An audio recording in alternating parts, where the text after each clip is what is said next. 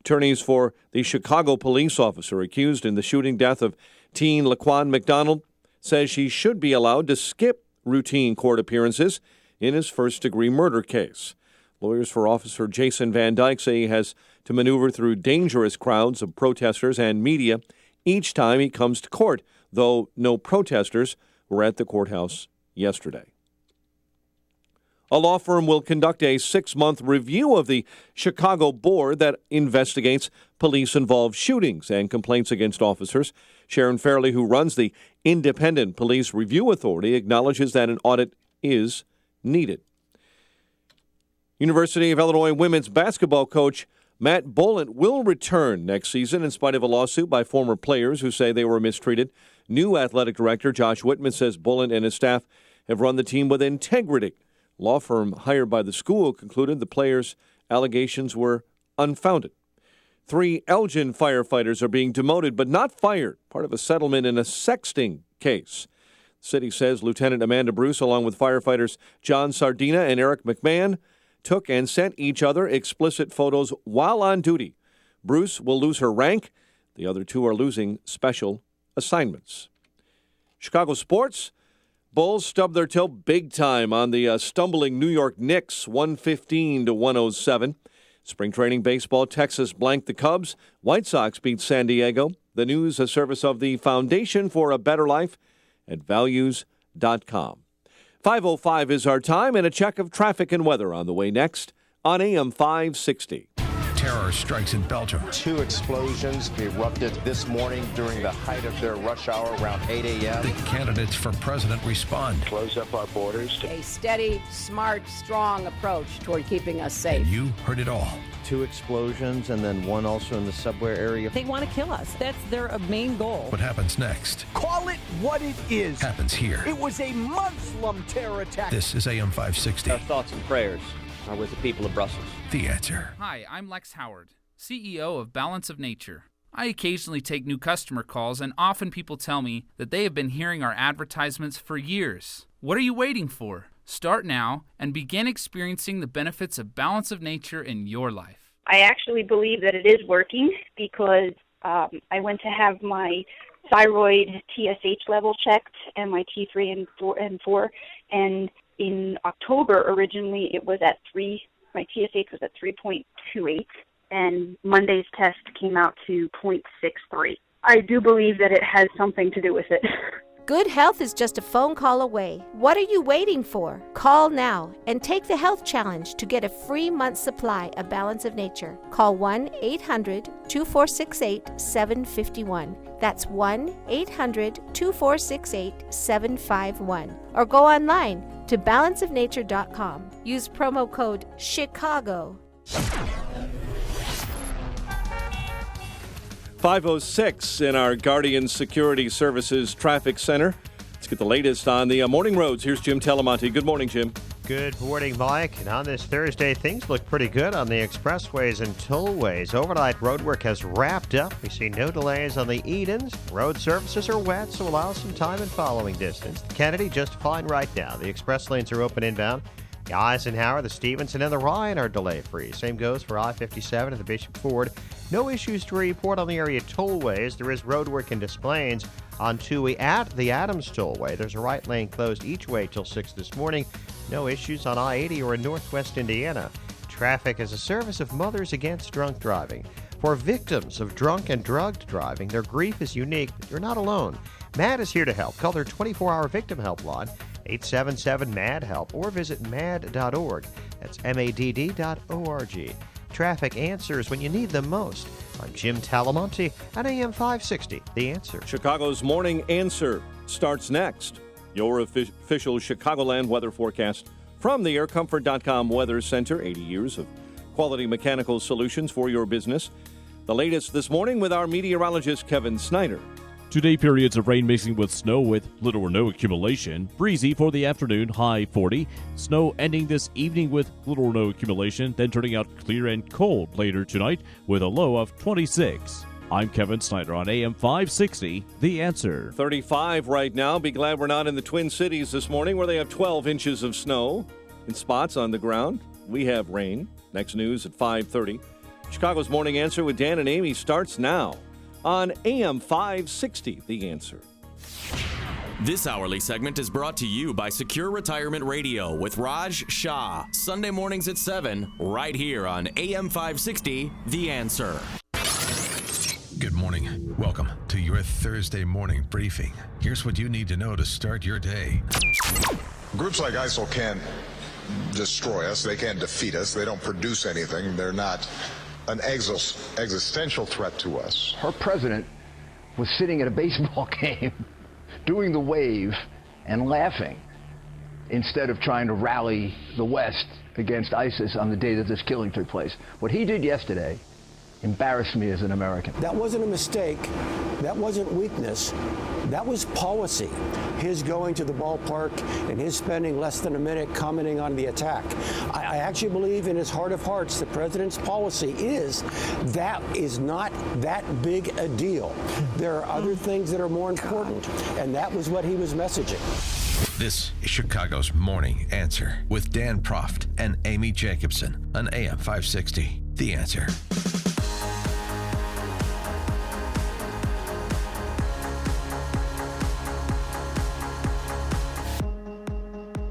Good morning, Dan and Amy. To Mike Scott's point about being happy or not waking up at the Twin Cities today, I'm happy every day I don't wake up in the Twin Cities. Oh, that's so mean. I know. I have a joke. Oh, great. Why do trees lean north? Because Minnesota sucks. Oh, boy. They Is have it that bad? They have Izzy's ice cream. We do not. Now, if you've ever been to the Twin Cities, I have. And you've not stopped at Izzy's ice cream, you'll find out what Chicago is missing. Yeah, no, I had 2 scoops of Izzy's ice cream with Prince, because those are the 2 things that Minneapolis features. That's just about it. Yeah. What does Prince always say? Why does he live in cold weather climates? Because it keeps the evil people away. Is that what he says? That's what he says. I loved Prince. I was obsessed with him. Oh, posters of him all over my room. Yeah. I went to see him at the Orange Bowl, which they turned into the Purple Bowl in Miami. Someday I hope I can turn into a symbol, so I don't have to use this cumbersome name all the time. I can just have an indicia. That's right. You know, that's when you know you've made it. Right. No cell phone, and you turn into a symbol. Well, on to more serious matters. You heard at the top President Obama in Argentina, of course, continuing to be peppered with questions about the attack in Brussels, the radical Islamic terror attack. I know that's not a phrase he'll use, but that's what it was.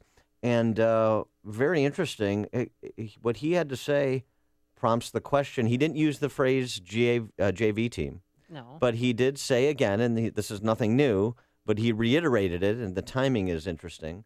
ISIS, not an existential threat, more in the nuisance category.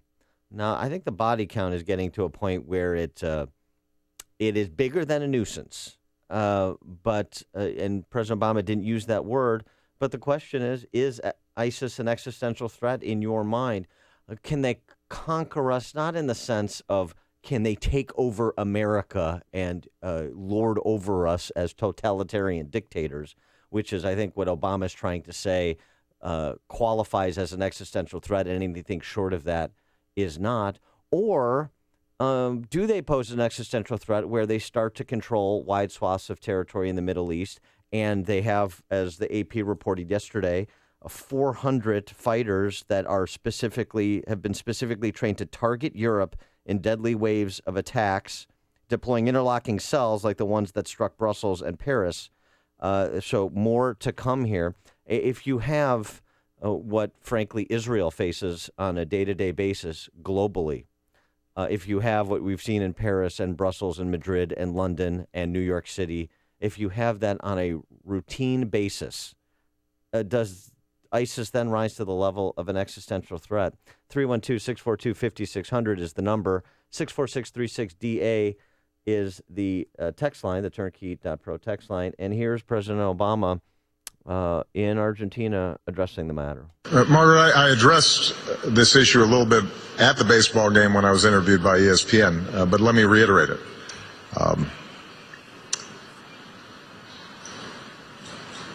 Groups like ISIL can't destroy us. They can't defeat us. They don't produce anything. They're not an existential threat to us. They are vicious killers and murderers who've perverted one of the world's great religions, and their primary power, in addition to killing innocent lives, is to strike fear in our societies. Is that his "we have nothing to fear but fear itself" moment? Or again? I guess so. I mean, he is so off right now and is out of touch with what Americans are thinking and feeling and actually fearing. I fear ISIS. I want ISIS defeated. I loved what Donald Trump said yesterday, and he said, if we have to use nuclear weapons against ISIS members, let's nuke them out. I mean, it's getting to that point where Obama is so lackadaisical, he doesn't care. He's just here in between parties, Dan. That's what he was doing yesterday at the lectern in Argentina.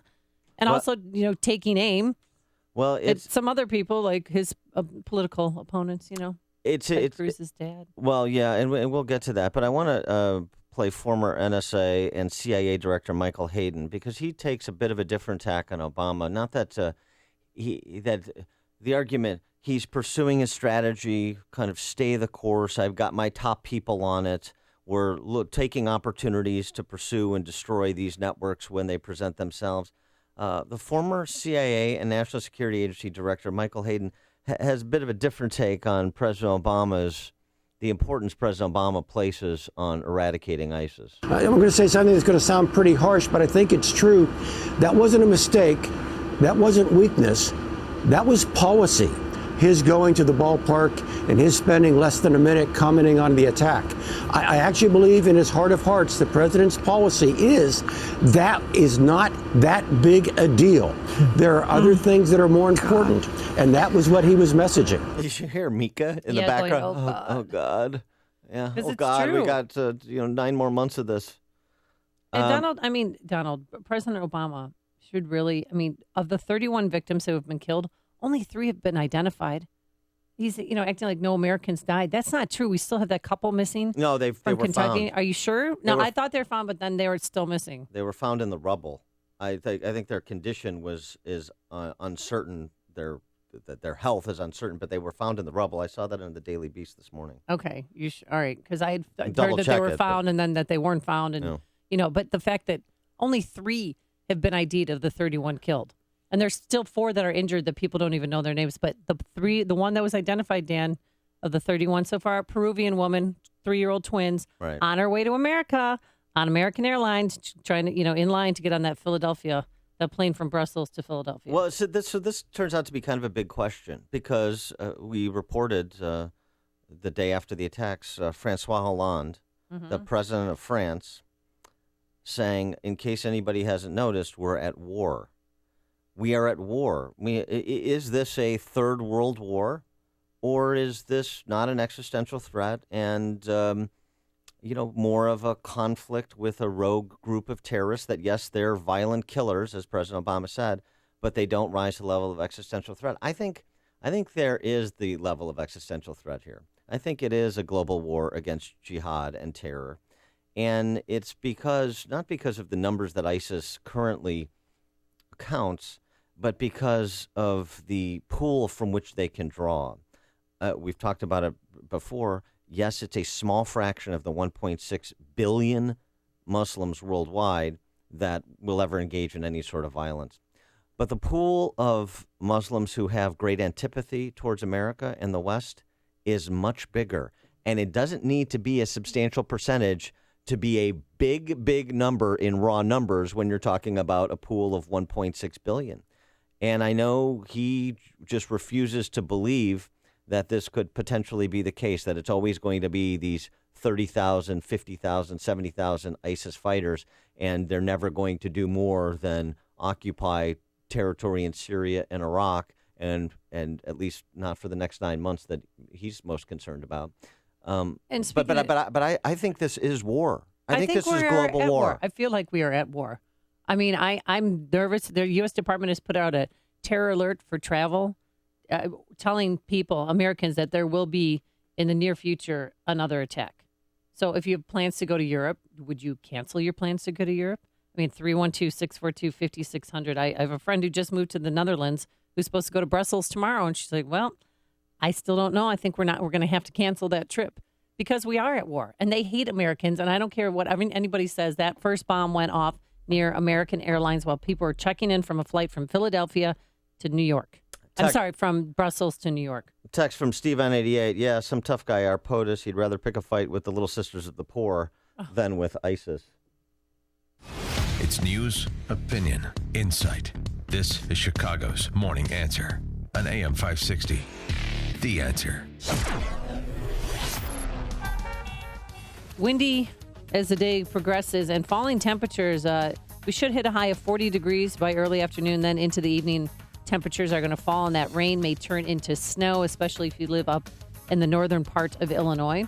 And then by this evening, the snow will be ending, clearing, and tomorrow mostly sunny, a nice day, a high of 46. Travel times, any sticky spots? Here's Jim Telemonte. Good morning, Amy and Dan. Traffic's pretty light right now. There is a crash on the northwest side on Addison at Central. There's road work on 2 at the Adams Tollway. The expressways and tollways look good. No delays to report. The Edens, the Kennedy, the Eisenhower, the Stevenson, the Ryan still looking pretty good too. Starting to build a little bit approaching downtown. I-57 is clear. Bishop Ford, again, getting a little heavy approaching the Rhine, but there's really no significant delay. Tollways are good. Northwest Indiana just fine. Roads are wet. Other than that, all good. I'm Jim Talamonte in the Guardian Security Services Traffic Center. Hi, this is Kelly Mickley from Executive Green Carpet Cleaning. Our family started serving homes and businesses in the Chicagoland area 25 years ago because we knew there was a better way. Let us show you what clean really looks like. With our unique system that uses purified water, your carpet will look brighter, stay cleaner longer, and will be dry in just a few hours. I guarantee you will be completely satisfied or you don't pay. That is my promise to you. Our green certified products are safe for your family and pets. Schedule your appointment online today at executivegreencarpetcleaning.com. This month, we are offering our radio listeners 3 rooms for $139, plus a free bottle of spot cleaner. Again, schedule online on your time when it's convenient for you at executivegreencarpetcleaning.com or call us at 708-599-5151. That's 708-599-5151. Give your carpet the executive treatment with Executive Green Carpet Cleaning. Deciding to take charge of your smile and overcome fear or embarrassment is an important moment. Deciding on who to trust to help you through that process can be life-changing. Sure, you can see who's in your insurance plan or go to the local dentist in your neighborhood, but you and your smile deserve a skilled and experienced dentist with a proven track record. That's why artistic dentistry should be your first and only call at 708-301-6060. With more than 30 years of combined experience, Dr. Akrush and his team at Artistic Dentistry understands that each patient's needs are different, and they'll customize a plan that's just for you. Their state-of-the-art facility addresses all your dental needs in one location. From Zoom whitening and regular dental checkups to customized dental implants, Artistic Dentistry can give you the smile you've always wanted. Ask about their free Whitening for Life program. Schedule a free consultation today at 708-301-6060 or donewithdentures.com.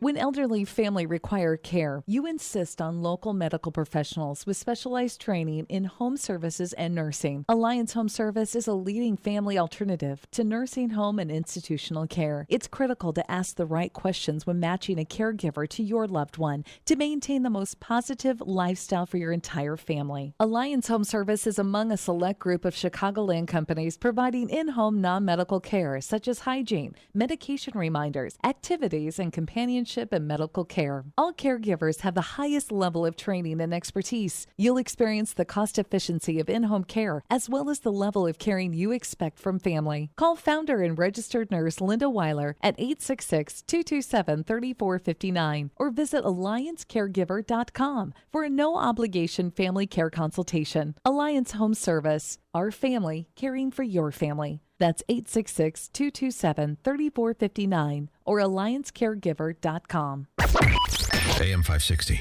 Answer. So we have a bit of breaking news. The Paris terrorist suspect who was in custody, who was arrested on Friday. Now, he has decided not to cooperate with authorities, and he's demanding extradition to France to face charges. So he was cooperating before this attack, and now afterwards he's radio silent. Mm-hmm. I'm sure France would like to see him extradited to France. Bring him on. That might be a better move. That's not going to be a difficult extradition, I suspect. There's also the response that we anticipated in terms of thinking about security at airports after the attack at Zaventem Airport in Brussels. Passengers could face bag checks on the doors and profilers hiding among the crowds after the Brussels terror attack in the terminal that killed 14.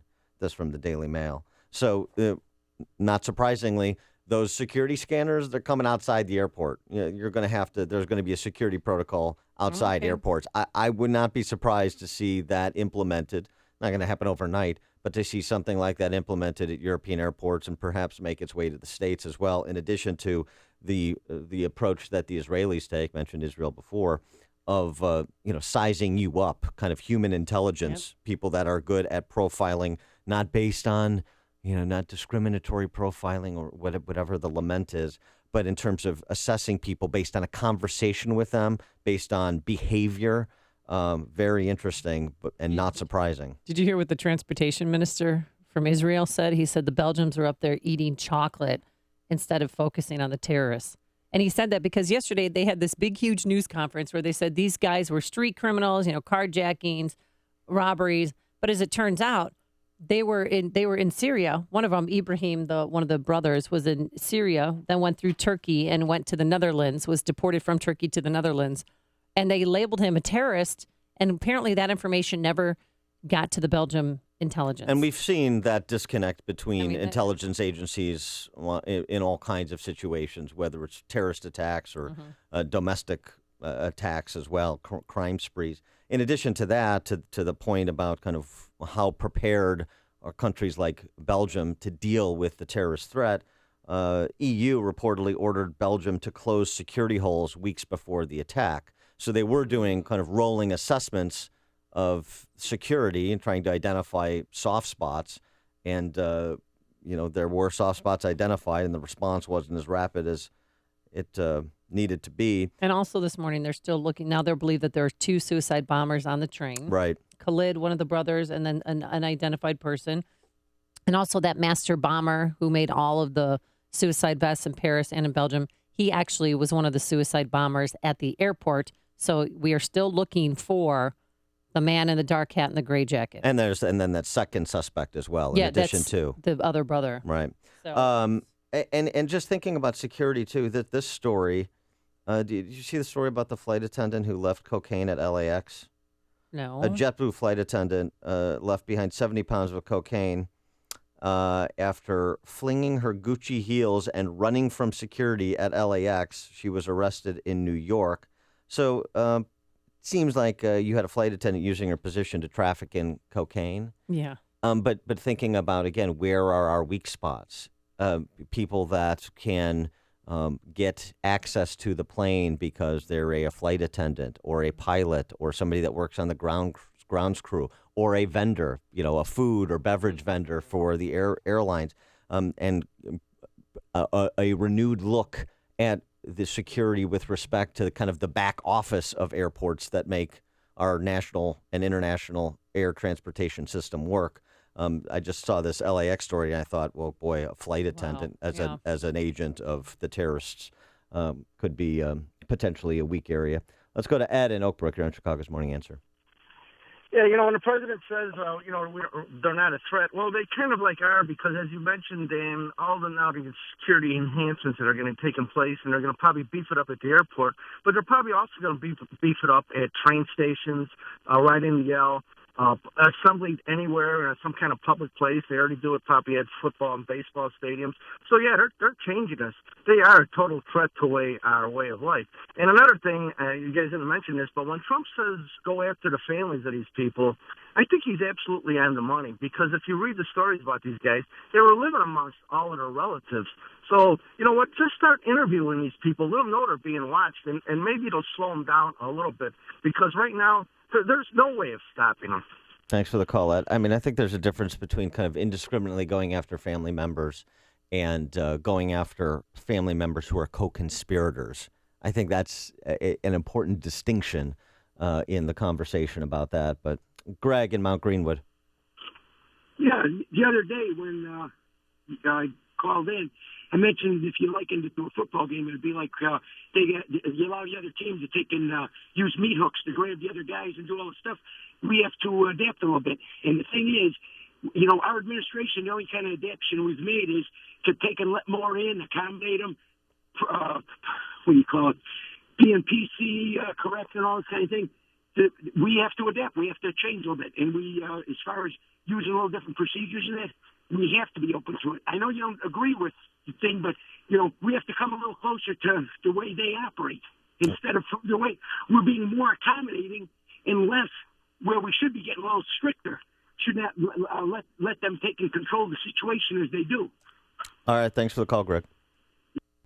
Listen to podcasts of Dan and Amy from the AM 560 mobile app. Download it today at 560theanswer.com/mobile. Over a half century ago, a respected firearms store opened. It started as a hobby to Mike Schrank and now serves generations of customers. Schrank's Smoke and Gun retains a family atmosphere, and now they carry the largest selection of new, used, and consignment firearms in Lake County. From pistols, rifles, and shotguns to hard-to-find calibers, collectibles, and older functioning hunting rifles, you'll also find full gunsmith services from simple detail cleaning to complete rebuilds. Whether you're thinking about your first firearm and a FOID card or looking to add to your collection, go to Schrank's Smoke and Gun. If you have a firearm to sell, Schrank's is the place to do it. And if you love cigars, you'll find your favorites in Schrank's humidors along with a broad selection of pipes and tobacco. Visit smoketheletterN.gun.org or call 847-662-4034. Schrank's Smoke and Gun in Waukegan, your family-owned gun store since 1964. That's 847-662-4034. It's so important businesses who share conservative values work together and support each other so our companies thrive.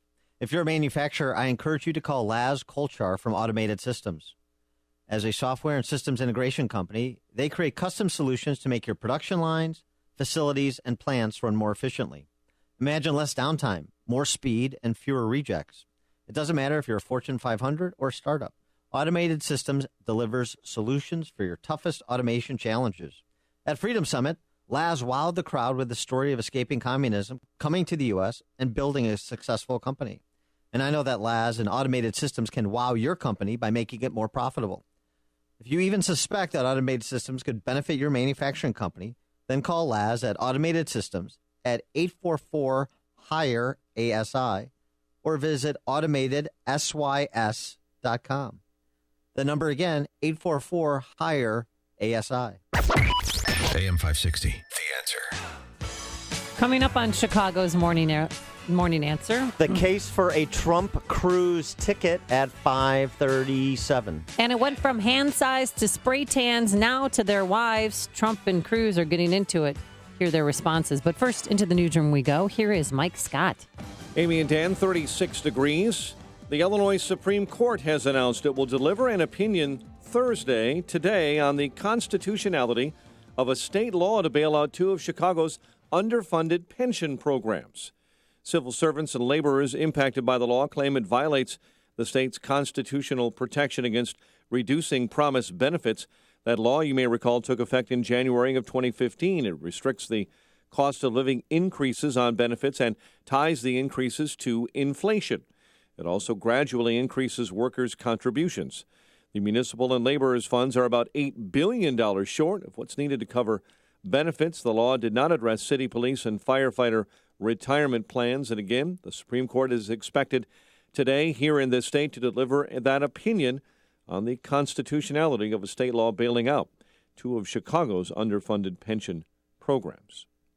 Belgian state broadcaster RTBF and France's Le Monde and BFM television are reporting there may actually be two attackers at large following the deadly attacks on the airport and subway in Brussels.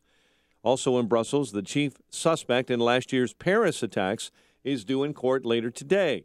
And European Union Justice Interior ministers are holding an emergency meeting.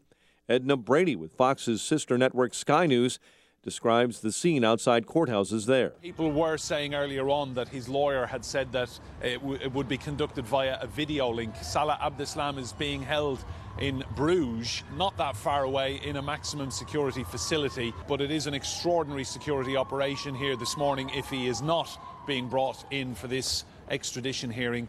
His lawyer is a man called Sven Marie. He will speak to the media later on today. I understand he will ask for a delay in the proceedings so he can begin working on the defence case, but an extraordinary security operation underway here this morning at the Palais de Justice. Australian and Malaysian officials say it's highly unlikely that two pieces of debris recently discovered along the coast of Mozambique from missing Malaysian Airlines Flight 370. Authorities say a wildfire burning through south-central Kansas is a major threat, but conditions are improving. Blazes in Barber and Comanche County are being monitored. A drug investigation has led U.S. authorities to a cross-border tunnel that runs the length of 4 football fields from a restaurant in Mexicali, Mexico, to a newly built home in Calexico, California. The tunnel was the 12th completed secret passage that U.S. authorities have uncovered along California's border with Mexico. A federal court transcript says an alleged sex abuse victim could testify next month at former U.S. House Speaker Denny Hastert's sentencing in a hush money case. Chicago Teachers Union has approved a plan to close down the city schools April 1st, they say, to bring attention to education funding and contract issues. And maintenance workers at Archer Daniels Midland Bioproducts have voted against joining the Bakery, Confectionery, and Tobacco Workers Union. The vote, 32-25, was the second time workers have rejected joining a union. Chicago sports, NBA, Bulls beaten by the Knicks, 115-107. Texas topped the Cubs in spring training baseball, while the White Sox were winners over San Diego. The news service of the Foundation for a Better Life. Mr. Rogers passed along friendship, hoping we would too. Friendship, pass it on from the Foundation for a Better Life at values.com. A check of traffic and weather on the way next on AM 560. I believe what we need in America today is more love and kindness. The Joe Walsh Show. We've had so much love and kindness. We have been like parents who have indulged our kids. Parents who've never said no. Parents who've never set a curfew. We don't need love and kindness. This country needs a kick in the butt. The Joe Walsh Show. Weeknights starting at 5. Right after Sean Hannity at 2 on AM 560. The Answer. This hourly segment is brought to you by Papa Nicholas Coffee. Papa Nicholas Coffee, roasted fresh daily in Batavia, Illinois. My name is David Hochberg, and I'm Vice President of Lending at Pearl Mortgage. That's right, I'm now Vice President of Lending at Pearl Mortgage. If you're looking to purchase a new home or refinance your existing home, give me a call. I'm the same guy that's provided listeners with honest advice and outstanding customer service for the past 13 years. The only thing that's changed is where I work. When you had questions about purchasing a home, you called me and I helped you. When you and your parents had questions about reverse mortgages, you called me and I helped you. When you needed help refinancing to lower your mortgage payments so you could afford the home after your spouse passed away, you called me and I helped you. If you'd like to talk to me about a mortgage, give me a call at 312-751-1333. That's 312-751-1333. Email me, david@pearldavid.com. That's david@PERLDavid.com. Or visit my website, am560david.com. Pearl Mortgage is an equal housing lender, Illinois residential mortgage licensee, 4358, licensed by DBO under California RMLA and MLS 19186, pearlmortgage.com licensing. 537 in our Guardian Security Services Traffic Center. Here's Jim Talamonte. Thanks, Mike. Inbound Bishop Ford Freeway. Traffic is slow from 111th to the merge. It's 18 minutes from 8094 to the Rhine. Outbound 5 at 15. Inbound Rhine has a 1 or 2 minute delay from 18th Street into downtown Chicago. Northwest side, there's a crash on Addison at Central. Elsewhere, roads are wet, but otherwise okay. Traffic is a service of International Champions Cup Soccer. Experience world-class soccer when 25-time German champions Bayern Munich take on Italian powerhouse AC Milan July 27th, Soldier Field. Sign up for the exclusive pre-sale at internationalchampionscup.com before they go on sale April 5th. Don't miss it. Traffic answers when you need them most. I'm Jim Talamonte on AM 560, The Answer. Chicago's Morning Answer continues next. Your official Chicagoland weather forecast. From the aircomfort.com Weather Center, 80 years of quality mechanical solutions for your business. Coming windy today, periods of rain may mix with snow this afternoon and a high near 40. 37 at O'Hare. Next news coming up at 6. Chicago's Morning Answer with Dan and Amy continues next on AM 560, The Answer. This hourly segment is brought to you by Kelly Financial Services, helping you secure your financial future today. Visit kellyfinancialservicesinc.com. You want more than just the headlines? Find out what's going on and what it means with me, Dennis Prager, this morning at 11, right here on AM 560, The Answer. Good morning, Dan and Amy. So if Trump and Cruz can stop their hair pulling for 5 minutes, should they team up and become a ticket? Trump-Cruz the ticket. Sure you don't want Cruz-Trump? Or it's got to be Trump. Well, it's going to be difficult to make the case that the guy that has 60% more delegates than the other guy should be the second slot. He's never held public office before. Well, there's a piece in the American Thinker, AmericanThinker.com, by James Lewis, who makes the case for Trump and Cruz. Could they come together? Should they come together? He calls it a dream team for real conservatives. Mr. Lewis writes, put those two powerhouses together and we might get a break from the relentless assaults of the left. At least we will be able to answer back, which is very important. Young people today have never heard a president speak about constitutional government. And they won't from Trump, but they may from Vice President Ted Cruz.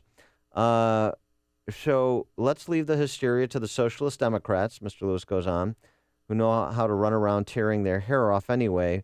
The sooner the front runners unite, the better. What do you think about that? It's 312-642-5600, turnkey.pro, answer line, 64636DA, turnkey.pro, text line. I mean, they're the two outsiders, and that's why they're the two, the slot 1 and slot 2 at present. This is how they've survived the 17-person lottery, if you will. I got different plans for Ted Cruz. If Donald Trump's going to win, which I think if he goes against Hillary, he will, I want him to appoint Ted Cruz as a Supreme Court justice or at the very least, Attorney General. I think he'd be much more effective than just vice president. That's not enough for him. He's such a brilliant mind and an intelligent person. I can't see him, going to events just, to be the face guy of the White House. Well, remember, vice president is often a pathway to president. Yeah, I get that. So, and I know if something happens to the president, the vice president is to be president. Right, but so what's Ted Cruz's, what does he really want? He wants to be president. Right. He's 45 years old. So could he do a term or two with Donald Trump and then be well-positioned to succeed him? Well, I guess it depends what happens with the Trump presidency, but you could, that's at least an interesting thought experiment and one consistent with Cruz's ambitions. So could it happen? Should it happen? Two different questions. I think it could happen. Although because can you be vice president and a Supreme Court justice? No. Okay. But who? Well, I had to ask. Who else are? Who? Marco Rubio. No. Why not? What does Marco Rubio get Donald Trump? Hispanic vote? No. He could do commercials in Spanish. Yes, Latinos. Yeah. He's the young, fresh face of the Republican Party. How'd that work out again? I don't think so. It's not clear in terms of a brand who Trump could get that would be better than Cruz. Remember Trump's brand. I'm the outsider beholden to no one guy. So me and the most hated guy in D.C., we're going to D.C. to clean out the Aegean stables, basically. What about Ben Carson? No. Not tough enough on foreign policy? So too nice? Would people trust him if he was president? Ben Carson versus Ted Cruz, what makes more sense to you? Okay. I surrender. Ted Cruz. Yeah, I mean, it's an interesting and then maybe thought Donald experiment. Trump would have one term and then resign and let Ted Cruz take over.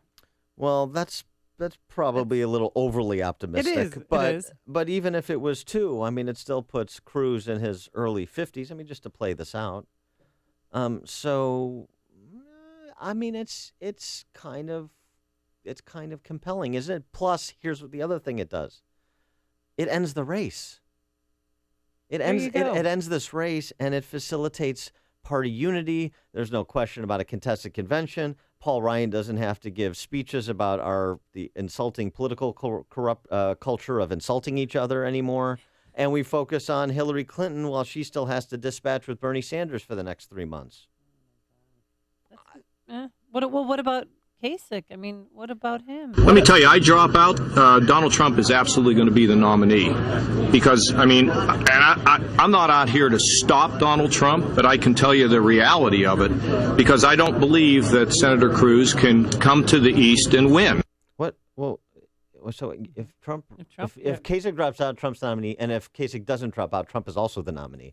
So I'm not. He doesn't think that, though. I'm not in this race to stop Donald Trump. Well, then why are you in this race? I mean, if you're not in it to stop Donald Trump, then he's also the nominee. Every argument John Kasich makes just reinforces the fact Donald Trump is going to be the nominee. Oh, by the way, yes, in Arizona on Tuesday, John Kasich finishes 4th in a 3-man race. Yeah, He finished behind Marco Rubio. Yeah. Now, to his credit, he did beat the other 13 candidates no longer in the race. True. So he is almost at this point beating all of the candidates not in the race, but he's not beating the 2 that are in the race. In John Kasich's defense, I know a lot of people who did early voting when Marco Rubio was still in the race, and then did absentee ballots as well. So that voted for Marco Rubio, not knowing that he dropped out. One of them being my mother. Who said, I can't mail.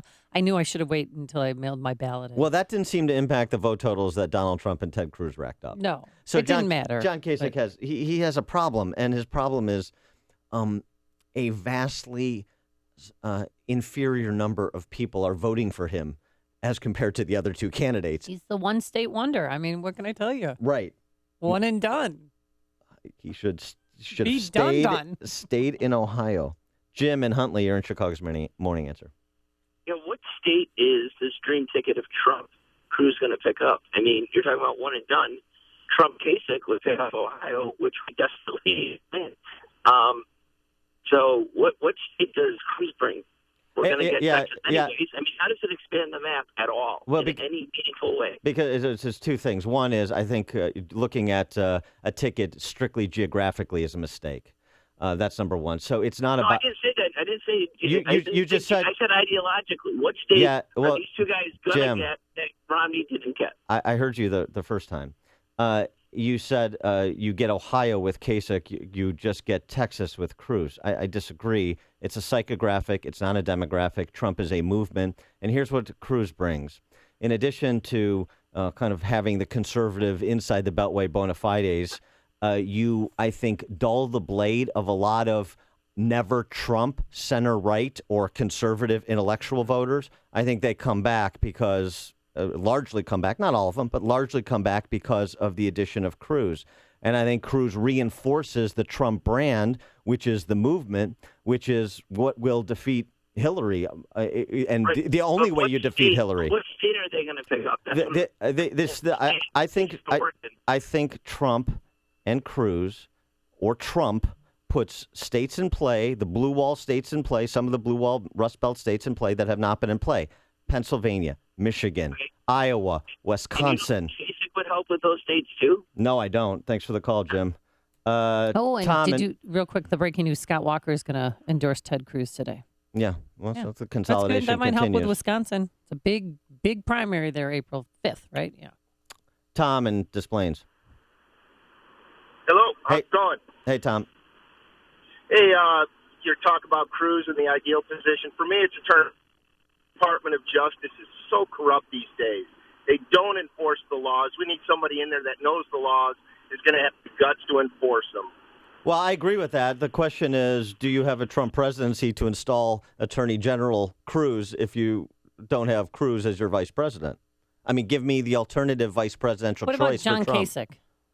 Donald Trump Kasich. How does that would help Ohio, to get Ohio, and then you could still have Ted Cruz to either be the Attorney General or a Supreme Court Justice. Oh, that's the case that Jim from Huntley was making. John Kasich puts these other Rust Belt states in play. No, he doesn't. There's no evidence to suggest that. The movement happening in those Rust Belt states is not because of sort of traditional GOP candidates like Kasich. He is not the one generating the movement. Trump is. Kasich cuts against that brand, I would suggest. If Kasich is so good in those states, why is that not manifesting itself in the polls right now? If only he won Michigan. He claims he'll win Pennsylvania because he's born and raised in Pennsylvania. Brian in Waukegan. Yeah, I think, good morning. Morning. The safest move for Trump would be to have Cruz as his VP. Now, it may sound macabre, but I wouldn't put anything past our government. The establishment is not going to be anywhere near as prone to off Trump and end up with Cruz because they despise both of them, which is also the reason I like both of them, because I despise the establishment. Well, there you go. Thanks for the call. It works all the way around. Thanks for the call, Brian. Appreciate it. That's exactly the psychographic I'm talking about, Brian in Waukegan. Dan, you would vote for Trump if Cruz was on the ticket with him. Yes. Yeah. All right. So Cruz might be a way to get the establishment into supporting Donald Trump. Todd in Wheeling. Yeah, good morning, Dan. Good morning, Amy. Hey, just on a quick question. Do you think Hillary would pick Bernie as her VP? And what do you think about Chris Christie being the VP or Attorney General? I'll hang up and listen to your answer. Thanks, Todd. I don't think Hillary picks Bernie because she has to try to do her best to recreate Obama 2012. And that means she has to turn out a strong percentage of African-American and Latino voters. She'll pick the Castro guy. Well, he's on the the HUD director. He's on the short list, yeah. She'll pick him. There were rumors once that she was going to pick Rahm Emanuel. Yeah, well, that's not going to happen. No, that's not. I think Hillary's got to go that direction, I think. Bernie Sanders. It's interesting, though. Bernie Sanders is a movement, and that energizes young people. That 18 to 35 demographic, she's going to need big numbers from, too. But I just don't see that ticket. Man, that's at an old ticket. That would be. And in terms of Chris Christie, no, I think Chris Christie, maybe for Attorney General if Ted Cruz is your VP, but no, not on the ticket. Chris Christie not on the ticket, no way. Laura in Oak Park. Hey, Dan, it's Laura from Oak Park. I have been waiting for you guys to have this topic. Okay. I can't even tell you how long. I saw you, actually, I'm a huge Cruz fan. I met you a couple times now. I went when when Heidi came. I went and I saw her, and then Friday night I went to the Republican dinner. I saw you, and then on Monday I took my son to Glen Ellen to see Ted Cruz. Very good. I'm coming at this from I'm very conservative Christian. I introduced myself as the one Cruz fan in Oak Park. Yes. I've got the one bumper sticker, the one sign. And I'm not, I can't say I'm a huge Trump fan generally, but and I will vote for Trump against Hillary. I won't do it happily, but if I knew that Cruz were there, I think that would make a huge difference to me. And I do believe I represent a certain sort of voter, and it's not a state thing like the other caller was saying. It's not which state you pick up, it's which sort of person you pick up. And I also know that there are people who tell me that they would never vote for Ted Cruz when I'm trying to talk to them, but I think that they would if they felt that he was with Trump. Yeah, thanks for the call, Laura. Appreciate it. There's only one radio show in Chicago talking about today's biggest stories and telling you what they really mean. That show is this one, Chicago's Morning Answer on AM 560, The Answer. And then I saw you then. I saw her in the women's washroom. Hey, today becoming windier with periods of rain mixing with snow. Temperatures are going to hit a high of 41, but then falling in the early afternoon into the 30s, hence the rain turning into snow. And if you live up in the northern suburbs, you might get anywhere from a dusting to an inch. And tomorrow, Friday, mostly sunny. Pretty nice day, a high of 46. Any pleasantries on the roadways? Here's Jim Talamonte. Tell me more. Good morning, Amy and Dan. Right now, things aren't too bad. The roads are wet, but not really slick, so allow a little following distance. The Edens is delay-free, the Kennedy as well. In Bell Eisenhower, it's a little heavy now from First Avenue to Harlem. 31 minutes. Thorndale to downtown. Up on Fine at 29. Stevenson till Harlem to Cicero. 37 minutes. 355 to Lakeshore Drive. Ryan is 20 minutes. 95th to downtown. I-57. Got a 2-minute delay from 103rd to the Merge. Bishop Ford about a 3-minute delay starting at 111th. The tollways are still fine. I'm Jim Talamonte, Guardian Security Services Traffic Center.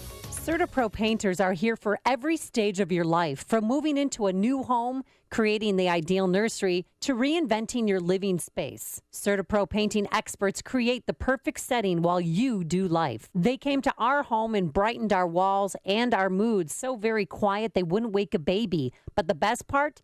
They clean up after themselves so you don't have to do it. And now that spring is here, it is the perfect time to spruce up your home's exterior. Take a look at your home. Do you see chipping, peeling, fading? Well, leave it to CertaPro painting experts to refresh, renew, and protect your biggest investment, your home. Now is the time to call for your free estimate and schedule your exterior painting project. 1-800-GO-CERTA, 1-800-GOCERTA. That's CERTA with a C. Or visit CertaPro.com today. CertaPro.com. CertaPro Painters, we do painting, you do life. Each CertaPro Painters business is independently owned and operated. Hey, Sean Hannity here, and I am excited to tell you about Chicagoland's finest gun shop and indoor shooting range. Now, I'm talking about Maxon Shooter Supplies and Indoor Range. Now, it's just northwest of O'Hare in Des Plaines. Maxon is Chicagoland's first NSSF 5-star facility and one of only 70 nationwide. Now, they protect your family and our Second Amendment rights, which are so important, and that's why Maxon focuses on safety, proficiency, education, and they take pride in the area's highest quality facility. Now, you can hone your skills on one of Maxon's 20 handgun, rifle, and shotgun stations. Plus, the classes that you need include Illinois concealed carry and 2 on-staff gunsmiths for your repair and customization needs. For more information, call 847-298-4867 or visit MaxonShooters.com. That's Maxim, M-A-X-O-N, Shooters.com. Maxon Shooter Supplies and Indoor Range, Chicagoland's finest gun shop and indoor range. 847-298-4867. Hi, folks. Joe Walsh here. I recently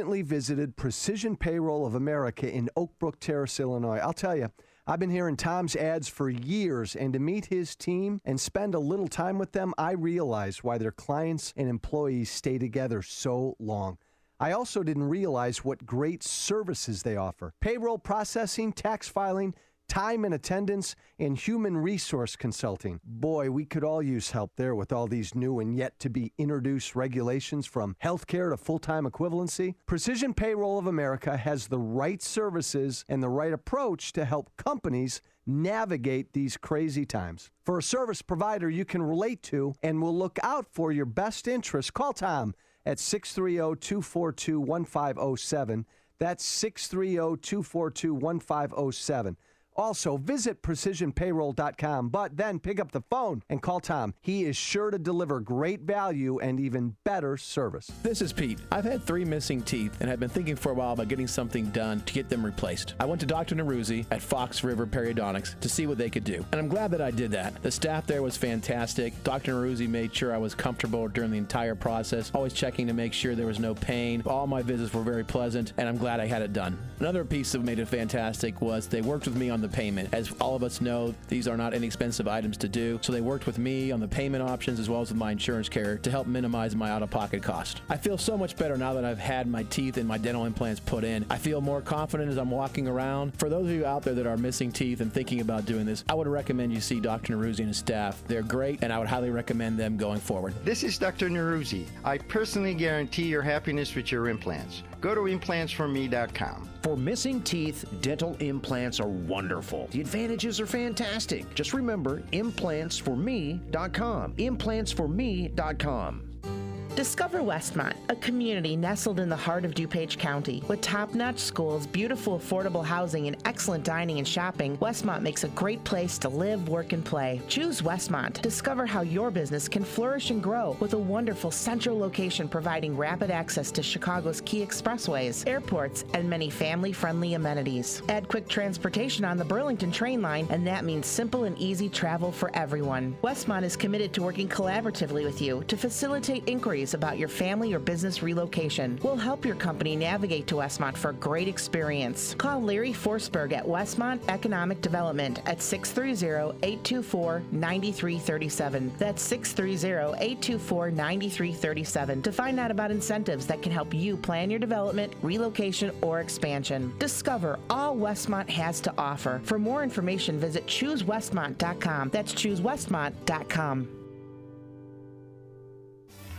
Signature Bank is Chicago's fastest growing, independently owned business bank. Signature Bank listens to your story, learns about your business, and sticks with their customers. I'm Dan Proft, and I know this because Signature Bank is my business bank. I'm Kurt Penn, founder and CEO of Good Foods. In 2007, I was shopping in a natural foods grocery store and had a vision for a company that would produce fresh, all-natural foods with a social conscience. Signature Bank helped turn that vision into what now is Good Foods. Signature Bank President Mick O'Rourke listened to our story and learned about our business. Mick has been with us every step of the way. Signature Bank takes care of the details so we can focus on producing good foods. Signature Bank is deeply invested in our success. Good Foods is very proud to bank with Signature Bank. Signature Bank is looking for their next success story. Learn more about turning your business vision into reality. Visit signature-bank.com. Signature Bank, helping local businesses succeed. Member FDIC, Equal Housing Lender. What's your caliber? Black Rhino Concealment knows many AM 560 listeners carry or plan to and want the best holsters for concealed carry, range practice, or competitive shooting. Black Rhinos are comfortable and safe. Every holster is handcrafted by veterans of 100% virgin Kydex with American-made fasteners. From precision fit and finish to secure retention and quick draw, a Black Rhino is the finest holster at a modest price. Backed by a lifetime material warranty and workmanship guarantee, Black Rhino has tactical carrier and concealed carry systems for every caliber. You and your firearm deserve a Black Rhino. The Second Amendment protects our right to bear arms, and Black Rhino protects those arms. Black Rhino Concealment. We hold your caliber against you. Visit blackrhinoconcealment.com or call 847-783-6499 for showroom info. Use the promo code AM560 for a 10% discount on your first order. That's 847-783-6499. Becoming windier with periods of rain and snow. WIND Chicago News Time is 6 o'clock. Fox News Radio, I'm Dave Anthony. ISIS has warned of more dark days, and Iraqi and European officials tell AP the terror group has trained 400 fighters to go attack Europe in waves. This 2 days after Belgium, there's a manhunt for 2 terrorists who were with the 3 suicide bombers. Fox's Jessica Gallagher live in Brussels. Dave, authorities here are searching for a second suspect in Tuesday's subway bombing here in the capital. There's been conflicting information about suspects as there appears to be a snag in information sharing between police, the prosecutor's office, and other law enforcement officials. In Brussels, there are 19 boroughs and 2 languages. French and Flemish security officials reportedly admit difficulty. Meanwhile, the streets remain quiet as the country observes a second day of mourning for the 31 people who lost their lives. Many shops remain shuttered and very few people are out on the streets, Dave. Jessica, Iraq's military has launched an offensive to take back Mosul from ISIS with the backing of U.S. warplanes, already retaking villages outside Mosul from the Islamic militants this morning. The debris that washed up in Africa appears to be 2 more pieces of the missing Malaysian plane puzzle. Fox's Alistair Wanklin live in our Asia Bureau. That's right, Dave. 2 strips of white material. They appear to be from a plane's wing or tail, found on beaches in Mozambique by tourists. I knew enough to know that it might be from an airplane, but I wasn't 100% sure. The piece he found had a serial number. Australia's government says the finds are consistent with ocean currents pushing the debris from where the plane probably crashed in the southern Indian Ocean. MH370 went down 2 years ago. A search of the ocean bed is still ongoing, Dave. Alistair, they're shoveling snow or chiseling ice from the Rocky Mountains to Michigan. I've seen people all over the road. I've seen 2 wrecks. He's in Colorado. It's still snowing across Iowa into Wisconsin, which is under a state of emergency with blizzard conditions. Some areas are expecting a foot of spring snow in Wisconsin today. This is Fox News Radio. Fair and balanced. This morning, cloudy skies, and we have 37 degrees at 6:02 on AM 560. The Answer. Good morning. I'm Mike Scott. The Illinois Supreme Court announcing it will deliver an opinion later today on the constitutionality of a state law bailing out 2 of Chicago's underfunded pension programs. Civil servants and laborers impacted by the law claimed it violated the state's constitutional protection against reducing promised benefits. Chicago Teachers Union has approved a plan to close down the city schools April 1st to bring attention, they say, to education funding and contract issues. Reports of sexual misconduct that have swirled around former U.S. House Speaker Denny Hastert's banking case now may become part of the court record. We get details on this developing story from AM 560's David Stewart. When the former U.S. House Speaker is sentenced April 27th in what's been vaguely referred to as a hush money case, there could be testimony about 2 or possibly 3 high school students with whom Denny Hastert reportedly had a sexual relationship when he was a teacher and coach in Yorkville decades ago. The disguised bank withdrawals he's admitted making were for payoffs reportedly made to an unnamed person to keep his actions secret. But now, over his attorney's objections, a judge has ruled the testimony from the former students that Hastert allegedly abused or their relatives will be admissible at his sentencing hearing. David Stewart, Chicago. A law firm will conduct a 6-month review of the Chicago board that investigates police-involved shootings and complaints against officers. Sharon Fairley, who runs the Independent Police Review Authority, acknowledges that an audit is needed. A 14-year-old boy is accused of stealing a car with an elderly woman in the back seat. Police say he stole that car outside of Walgreens on Touhy Avenue, then led officers on a chase through the Chicago suburbs. The teen was eventually nabbed near Belmont and Harlem. The woman was found safe at her home, dropped off by the teen. Chicago sports, NBA, Knicks over the Bulls, 115-107. Spring training baseball, Texas beat the Cubs, White Sox over San Diego. The news service of Subway. Through the end of March only, get the new 6-inch classic rotisserie-style chicken from Subway restaurants for just $3.50. Limited time only, additional charges for extras, including deluxe subs, plus applicable tax. Prices and participation may vary. 6:04 and a check of traffic and weather on the way next on AM 560. Dennis Prager has figured out the Trump strategy. What he does is he comes in like a bulldozer, and anything in its way is shattered, and then is calm and is given tremendous kudos for his calmness. So he has, even if you're a supporter, you have to acknowledge that this is a very effective thing for him. The Dennis Prager Show, weekdays at 11, right before Sean Hannity at 2 on AM 560, The Answer. I'm Nick Soboleski, a Select Quote agent with a true story that could save you hundreds of dollars a year. A woman named Linda just called. Her husband, Ray, has a $300,000 group life insurance policy, but is changing jobs and can't take it with him. Well, I impartially shopped the highly rated term life insurance companies we represent and found Ray, who is 41 and takes medication to control his cholesterol, a 10-year, $500,000 policy for under $26 a month. That's almost twice the coverage for less than half of what he had paid. If SelectQuote hasn't shopped for your life insurance, you're probably paying too much. For your free quote, call 1-800-467-5125. That's 1-800-467-5125. 1-800-467-5125. Or go to SelectQuote.com. We shop. You save. Get full details on the example policy at SelectQuote.com/commercials. Your price can vary depending on your health, issuing company, and other factors not available in all states. 6:06 in our Guardian Security Services Traffic Center, the very latest this morning with Jim Talamonte.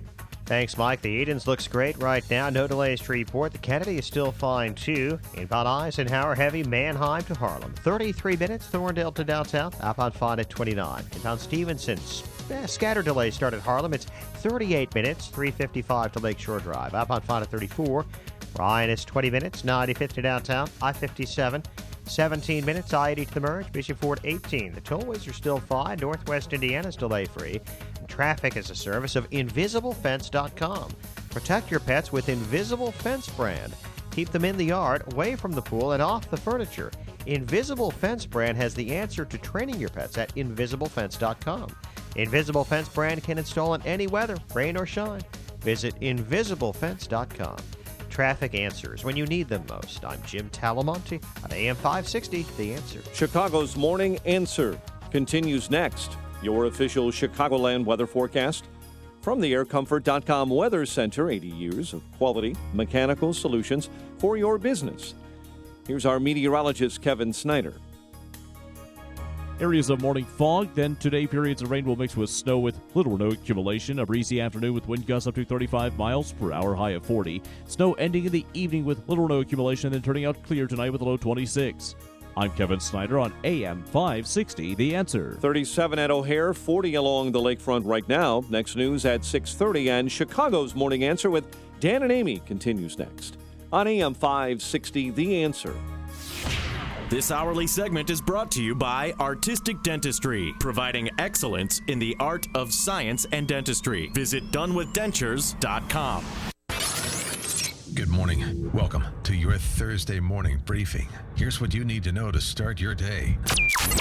Groups like ISIL can't destroy us. They can't defeat us. They don't produce anything. They're not an existential threat to us. Her president was sitting at a baseball game doing the wave and laughing instead of trying to rally the West against ISIS on the day that this killing took place. What he did yesterday embarrassed me as an American. That wasn't a mistake. That wasn't weakness. That was policy. His going to the ballpark and his spending less than a minute commenting on the attack. I actually believe in his heart of hearts the president's policy is not that big a deal. There are other things that are more important, and that was what he was messaging. This is Chicago's Morning Answer with Dan Proft and Amy Jacobson on AM 560. The Answer.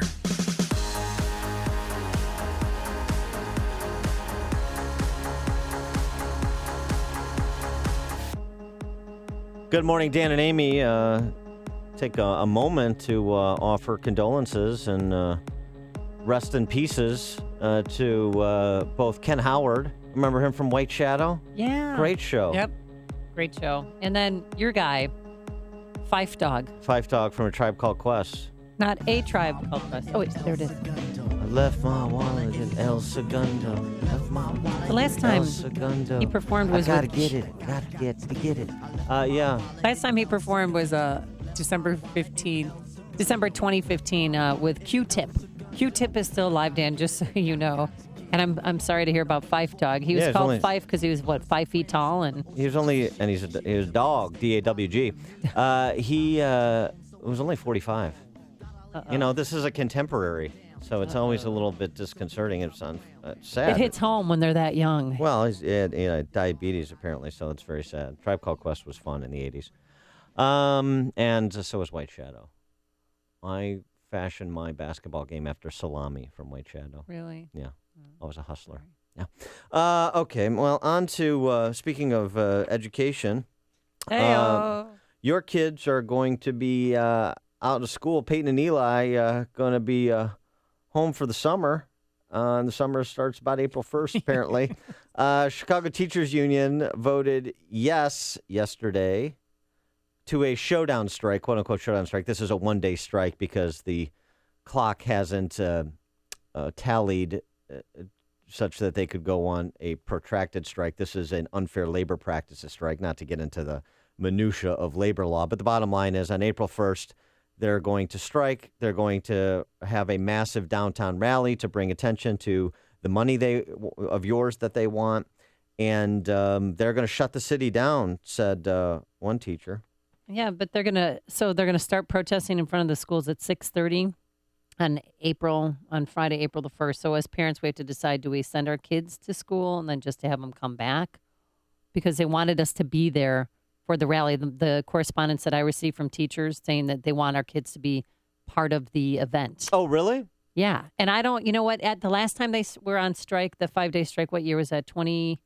My kids were young. It was 2011. 4 years ago. 4 years ago. Yeah, they were pretty young. I mean, they're 5 and 6, and they were so horrified when we drove by the school because their teacher who tells them to be quiet and be calm and respect others is out there with a blowhorn going, go to hell, CPS, and all this stuff. And it was very strange for them to see their teachers in different settings. Well, so I don't know if I'm going to send my kids to school. Here's the leader of the Teachers of the World Unite, red shirts. She is Karen Lewis talking about the strike. Yeah, a lot of people were ready to go now. They just feel like, why don't we just do it now? Do a real strike now and be done with it, as opposed to just a one-day strike. And we keep trying to say that we cannot look at that in the context of a full open-ended strike as in April, because fact-finding isn't over. We could do this as a real peace strike. And then Karen Lewis, to put a fine point on it, explain what the fundamental problem is. The fundamental problem, just so you're clear, is not that teachers are only paying 2% of their pension contribution. And CPS wants them to pick up the other 7 percentage points of the 9% total that is paid into their pension funds, which are woefully underfunded, like every other pension fund in this state. That's not the problem. Well, can I ask you a quick question Mm-hmm. before you tell me what the problem is? Compared to other school districts, is this unheard of? Paying 7% of their pension? Do other school districts, do they pay in? I mean, what's the amount that they pay in? Well, the issue is, what do teachers pay for their, which are increasingly 7-figure pensions, and how does that compare with the private sector, for example, in the 401k model? And the reality is that you have CPS teachers making $75,000 base salary, about $120,000 all in terms of benefits, cost per CPS teacher, average CPS teacher, average, not every, average. And so, you come out making that kind of money and you get 80% of last salary averaged, you're talking about $1.5 to $2 million pension. You know how long it takes, as I've said before, you know how long it takes the median household in this state to save $1.5 or $2 million so they can pay themselves $70,000 a year in retirement at the age of, say, 55? You know how long that takes? Infinity plus one. Infinity, that's right. You cannot do it. It is not possible. But Karen Lewis says that's not the problem. The problem is not the percentage of the pension contribution and how it's distributed. The problem, of course, Governor Rauner. We just cannot sustain this system that way. We have to rethink how we're going to do it, and we have to do it together. And I think on some level CPS would like to do it, but we need funding from Springfield. We need Governor Rauner to get off of his anti-union turnaround agenda and get a budget done. That's what we need. Yes! So, yes. Well, she's half right. She's got the premise right that the system is not sustainable in its current form. And I will give Karen Lewis and Jesse Sharkey and the Chicago Teachers Union credit on this score. They're honest about what they want and how they want to get it. They want what they've gotten now. They want that to be a guarantee in perpetuity, such that the salaries and benefits can only forever go up, and kind of at a 45-degree angle. And no matter what burden it imposes on the rest of us, they want what they want because the system's not sustainable with the current funding stream. That's right. And they will tax everything. We've had them on the show. They want another $1 billion. Graduated state income tax? Check. Don't they want some of the TIF money? TIF money? Yeah, check. That's a drop in the bucket. LaSalle Street tax on financial transactions? Check. They're good with that. City income tax? Not opposed to it. Increase in property taxes? Sure. Yeah. Whatever. We're raising that to pay off the pensions for firefighters and police. Yeah, your home is not your home. It's collateral for the public sector unions for their pensions. Just like your kids are not your kids because we're in Plato's Republic. Well, that extends to your homestead as well.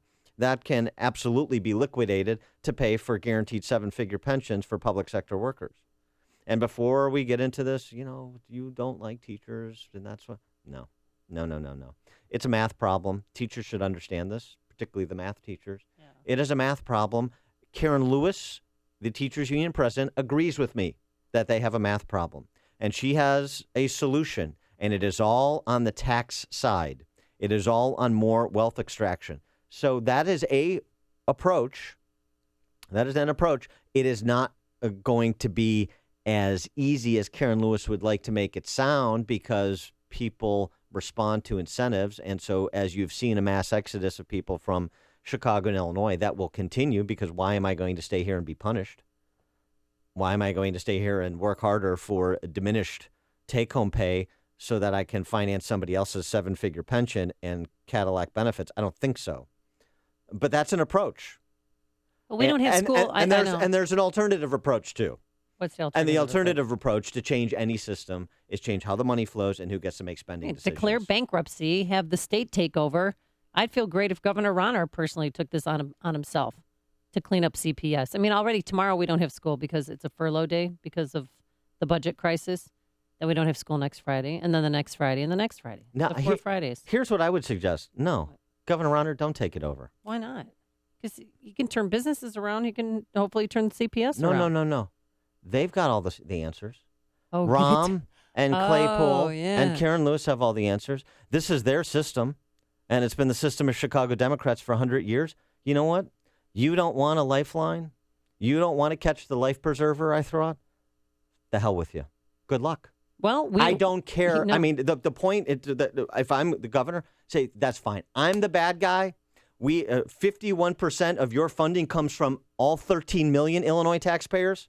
A majority of CPS funding comes from the state, which is very different than just about every suburban school district. There's a few exceptions, but it's very different.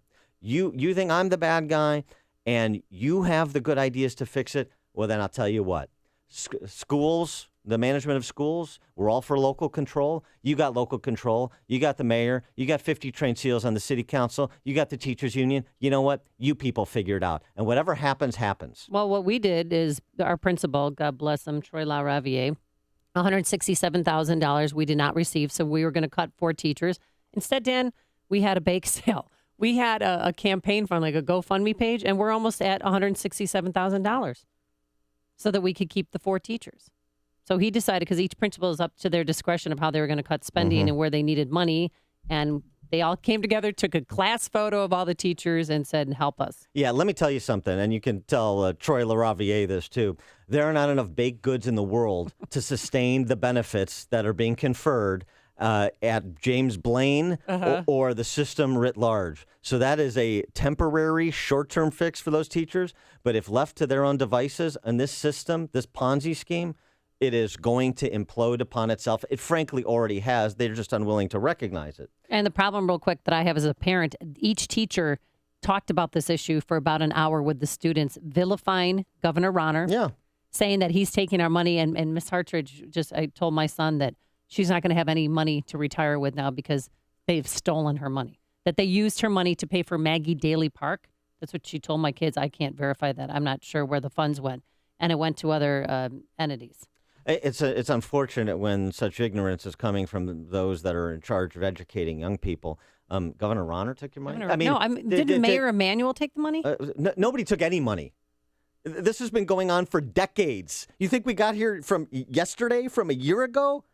Well, that's what I told myself. It was Mayor Daley. Before that, it's bigger. This is a big lie, and they were all in on it. And guess what? Your teachers union was in on it, too. They were in on the short funding and the pension games, and they were in on continuing to confer benefits that we knew we couldn't finance and just push it off and push it off and push it off while you're negotiating on both sides of the collective bargaining table and owning the politicians that are signing the contracts with salary increases and step increases on top of the salary increases and pension benefits that everyone knew you couldn't finance.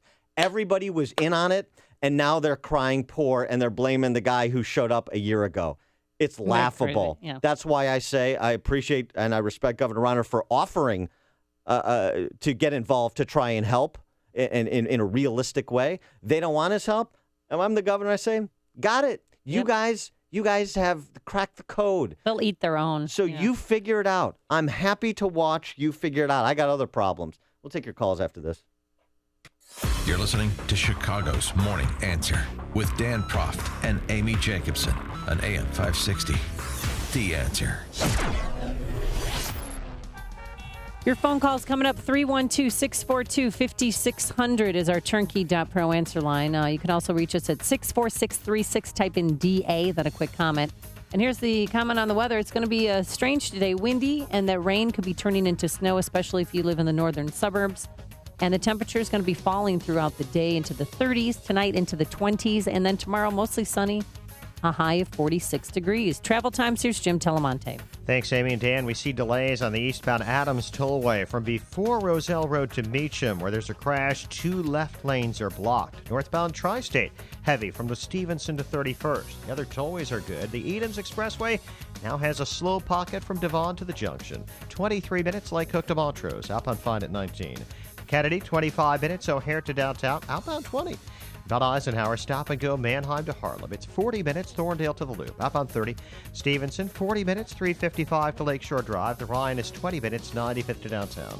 Jim Talamonte, the Guardian Security Services Traffic Center. Hey, it's important businesses who share conservative values work together and support each other so our companies thrive. If you're a manufacturer, I encourage you to call my very good friend Laz Kulchar from Automated Systems. As a software and systems integration company, they create custom solutions to make your production lines, facilities, and plants run way more efficiently. Imagine less downtime, more speed, and fewer rejects. It doesn't matter if you're a Fortune 500 company or a startup. Automated Systems delivers solutions for your toughest automation challenges. At Freedom Summit, Laz wowed the crowd with this story of escaping communism, coming to the U.S., and building a successful company. And I know that Laz and Automated Systems can wow your company by making it more profitable. If you even suspect that Automated Systems could benefit your manufacturing company, then call Laz at Automated Systems at 844-HIRE-ASI or visit SYS.com. That's 844-HIRE-ASI. The following is a paid political announcement. When did Republicans lose their backbone, their guts, their conviction? Some will say they stood up to Obama. That's easy. But who stood up to their own party? That's Marlin Stutzman. Marlin said no to the establishment by voting against John Boehner. And he fought sweetheart deals on both sides by voting against the omnibus. Because politicians refuse to get it done, Marlin authored the only conservative budget that actually balances. And to keep the Washington crowd from getting cozy, Marlin is fighting for term limits to toss the career politicians out. It's not good enough to just vote for candidates who say they're conservative. We need leaders who have the guts to act like one. Marlin knows when Republicans bend, America breaks. Stand strong, Marlin. Conservative Marlin Stutzman for Senate. I'm Marlin Stutzman, and I approve this message. Paid for by Stutzman for Senate. Townstone Financial is synonymous with great rates, low closing costs, and phenomenal service to the thousands who have completed purchases and refinances with us since 2002. Hi, my name is Barry Sterner, owner of Townstone Financial. Let's hear about the Townstone experience from one of our customers. My name is Elisa French. I'm a Chicago ad executive. I have completed 3 no-cost refinances with Townstone Financial and with Barry Sterner over the past 15 years. I've always received outstanding interest rates. I think the best interest rates that are out there. My husband and I have never paid closing costs. They've always made the process really simple, really easy. So if you really are looking for somebody you can trust, call Barry. Remember, nobody values your business more than Townstone Financial, and I'm always available to answer your questions. Call me now, Barry Sterner, at 312-896-2111. That's 312-896-2111. Or go to townstone.com. That's TOWNSTONE.com. Townstone Financials, Indiana, Michigan, Wisconsin, Florida, Illinois, mortgage license C 6629 and NMLS 136639. Equal housing lender. Hey, before you read about it on Facebook or Twitter, well, hear about it from your friends. Find out what today's big stories really mean with me, Sean Hannity, today at 2, right here on AM 560. The Answer. Dan and Amy, so you ready to bail out the Chicago Public Schools? That's what the teachers union wants, or they're going to walk. 312-642-5600, turnkey.pro answer line. Rick in Tinley Park, you're on Chicago's Morning Answer. You know, across the country, we spend $600 billion with a B dollars a year on public schools. $420 billion of that go directly to administrators and teachers, and less than a third goes to the classroom. Rick? Oh, Rick. Karen Lewis jamming Rick's signal. Thanks for the call, Rick. His point about the distribution of funding, we talk about it all the time. Oh, yeah. You have that secret list that you only get out every so often. Well, but it's not just also the per pupil spending and CPS, which is north of $15,000, which is most than suburban schools. It's most, for example, more, for example, than Wheaton Warrenville. What do we get? Ceiling tiles hanging? And so no where, iPads. And so where does the money go? I mean, this is the simple math equation I would love the teachers union to explain to me as well. Is 30 kids, round numbers, $15,000 a kid, $450,000 per classroom. Mm-hmm. You got let's say $100,000 round numbers for the teacher. Let's say another $50,000 in supplies. So good with the math. Let's say another $50,000 is their per pupil portion of the infrastructure spend, which is probably generous. So that's $200,000. Well, where's the other 250? I mean, where's the other 250 go? I don't know. Right. Nobody does. Tom in Schaumburg, you're on Chicago's Morning Answer. First of all, it's an illegal strike. Yeah. Secondly, they don't have a permit to clog up the loop and terrorize the businesses down there. So the first thing that should happen is the Chicago police should gather every paddy wagon that they have, bring them on site, start filling them up with these people. If they're too fat to fit in the paddy wagon, use a front-end loader and get them to the police station, charge every single one of them a $500 cash bond before they're allowed to leave. After that, when they have their real strike, lock them out. Just lock them out and start replacing them. Start with the high schools, bringing in new teachers for every high school, and just go. I don't care if it takes a year. We can't afford them. We're going to go broke. We're going to lose our homes trying to feed these pigs. It's outrageous. Thanks for the call, They're Tom. family to me. I'm not locking them out and starting over. I mean, I work with I coach with a lot of them, and my children love them. Yeah. They love their teachers. Of course, there's always one they don't like, but the rest of them they love. I'm sure. They spend more time in school than they do at home. A great teacher is like a great artist. I say it all the time. I've written about it at length for all the people that think I'm somehow anti-teacher. I was fortunate to have great teachers in grade school and high school, not so much in college, but grade school and high school that made all the difference.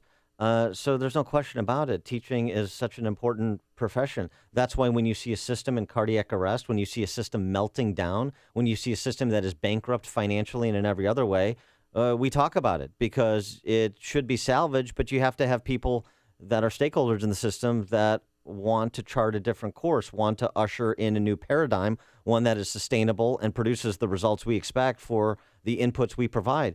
And that's a conversation that the Chicago Democrats that have run the schools for 100 years in Chicago don't want to have. That's why we are where we are. And for those who say, well, they lied to me, I think of Falling Down, that movie with Michael Douglas and Robert Duvall. Remember that? Mm-hmm. Remember at the end when Duvall, the cop, is confronting Michael Douglas and he's on the precipice of doing something violent. And he says, wait a second, they lied to you? That's what this is all about? They lie to everyone. They lie to the fish. The only thing that makes you special, Duvall said to Michael Douglas, is that little girl, his daughter. That's the only thing that makes you special. The idea that your leadership was a co-conspirator in the fraud that was committed and now you're lied to and everybody else who was also lied to should pick up the tab, should write a blank check. I don't think so. This is the morning show more Chicago radio listeners are choosing. This is Chicago's Morning Answer on AM 560. The Answer. Hey, Chicagoland, the construction season is just around the corner, and we all need to start getting our ducks in a row. Of course, the economy isn't as robust as we'd like it. Big surprise there. And this year, you'll be asked to do more with less again. No need to worry, though. Draft Tech has got your back. Whether it's piping, electrical, plumbing, or mechanical, we've got the experienced designers and drafters that can add value to any project. We've got the software, AutoCAD, Revit, SolidWorks, Inventor, and Plant 3D. We've got MEP and Navisworks to help guide you through the BIM waters. We've got 3D scanners that create a perfect model of your pre-project space so that you can say goodbye to project-killing ads and reworks. So whether you're a big company with more projects than people, or a small contractor trying to move up the food chain, Draft Tech has got you covered. Check us out at draftingresults.com. Draft Tech, cutting-edge technology, old-school service. That's Draft Tech, draftingresults.com. AM 560, The Answer. Coming up on Chicago's Morning Answer. Is going to a surveillance state a bad idea to combat radical Islamic terror? We'll ask Fox News national security analyst KT McFarland at 6:36. But first, let's go into the newsroom and say good morning once again to Mike Scott. Amy and Dan, the lawyer for the chief Paris attack suspect, says Salah Abdel Salam is not fighting extradition to France. He wants to leave Brussels as quickly as possible, but that lawyer now says he's asking for a 1-month delay on any transfer while he studies a larger terror dossier. Several Americans are still unaccounted for after Tuesday's terror attacks in Brussels. The two include missing New York City siblings, Sasha and Alexander Pinchowski, last seen on the phone with their mother while at the Brussels airport, and Kentucky native Stephanie Schultz and her husband, Nashville native Justin, have not been seen since the attacks that killed over 30 and injured hundreds. President Obama insists that defeating ISIS remains his top priority. The issue is, how do we do it in an intelligent way? And our approach has been continuously to adjust to see what works and what doesn't. The president talking with reporters in Argentina. House Speaker Paul Ryan wants Republicans and Democrats to end the ugly discourse in politics. Our political discourse, it did not used to be this bad, and it does not have to be this way. In a Capitol speech, the Wisconsin Republican called on candidates and lawmakers to engage in battles of ideas, not insults. Hundreds of drivers stranded overnight on Colorado highways during a record-breaking spring blizzard. Today is moving day for the NFL's Los Angeles Rams. The team will finish packing and leave St. Louis after 21 seasons. The move is a bit of a homecoming for the LA Rams. Illinois Supreme Court has announced it will deliver an opinion on the constitutionality of a state law to bail out two of Chicago's underfunded pension programs today.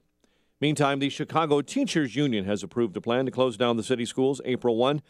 They say to bring attention to education funding and contract issues.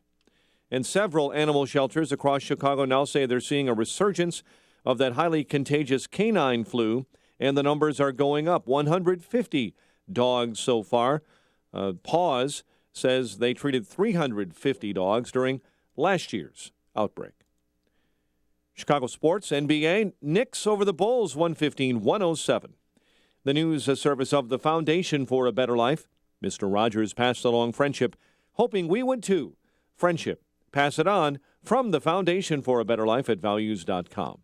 A check of traffic and weather on the way next on AM 560. Sean Hannity warns of a third-party challenge. The Washington Post today is claiming that a group of, quote, conservative leaders got together this morning to plot a third-party challenge if Donald Trump gets the nomination. I would argue, and I'm saying this respectfully, this is a death wish. This is a plan to help elect Hillary. This is a circular firing squad. The Sean Hannity Show.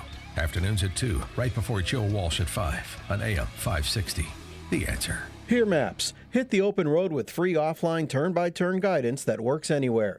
Get it for your phone at here.com/offline. Did you know color is vital to your health? I'm talking about the color of the food you eat. A colorful diet is a part of staying well because many nutrients are color. Eating a wide variety of fruits and vegetables provides your body with the diverse chemistry it needs to heal itself and stay well. Now ask yourself, how many servings of fruits and vegetables did I eat today? Balance of Nature has solved this problem and provides an easy and affordable way to consume over 10 servings of 31 different whole fruits and vegetables every day. My name is Dr. Howard. I've recommended Balance of Nature for over 15 years because of the excellent results I see in my patients. Good health is just a phone call away. What are you waiting for? Call now and take the health challenge to get a free month's supply of Balance of Nature. Call 1-800-2468-751. That's 1-800-2468-751. Or go online to balanceofnature.com.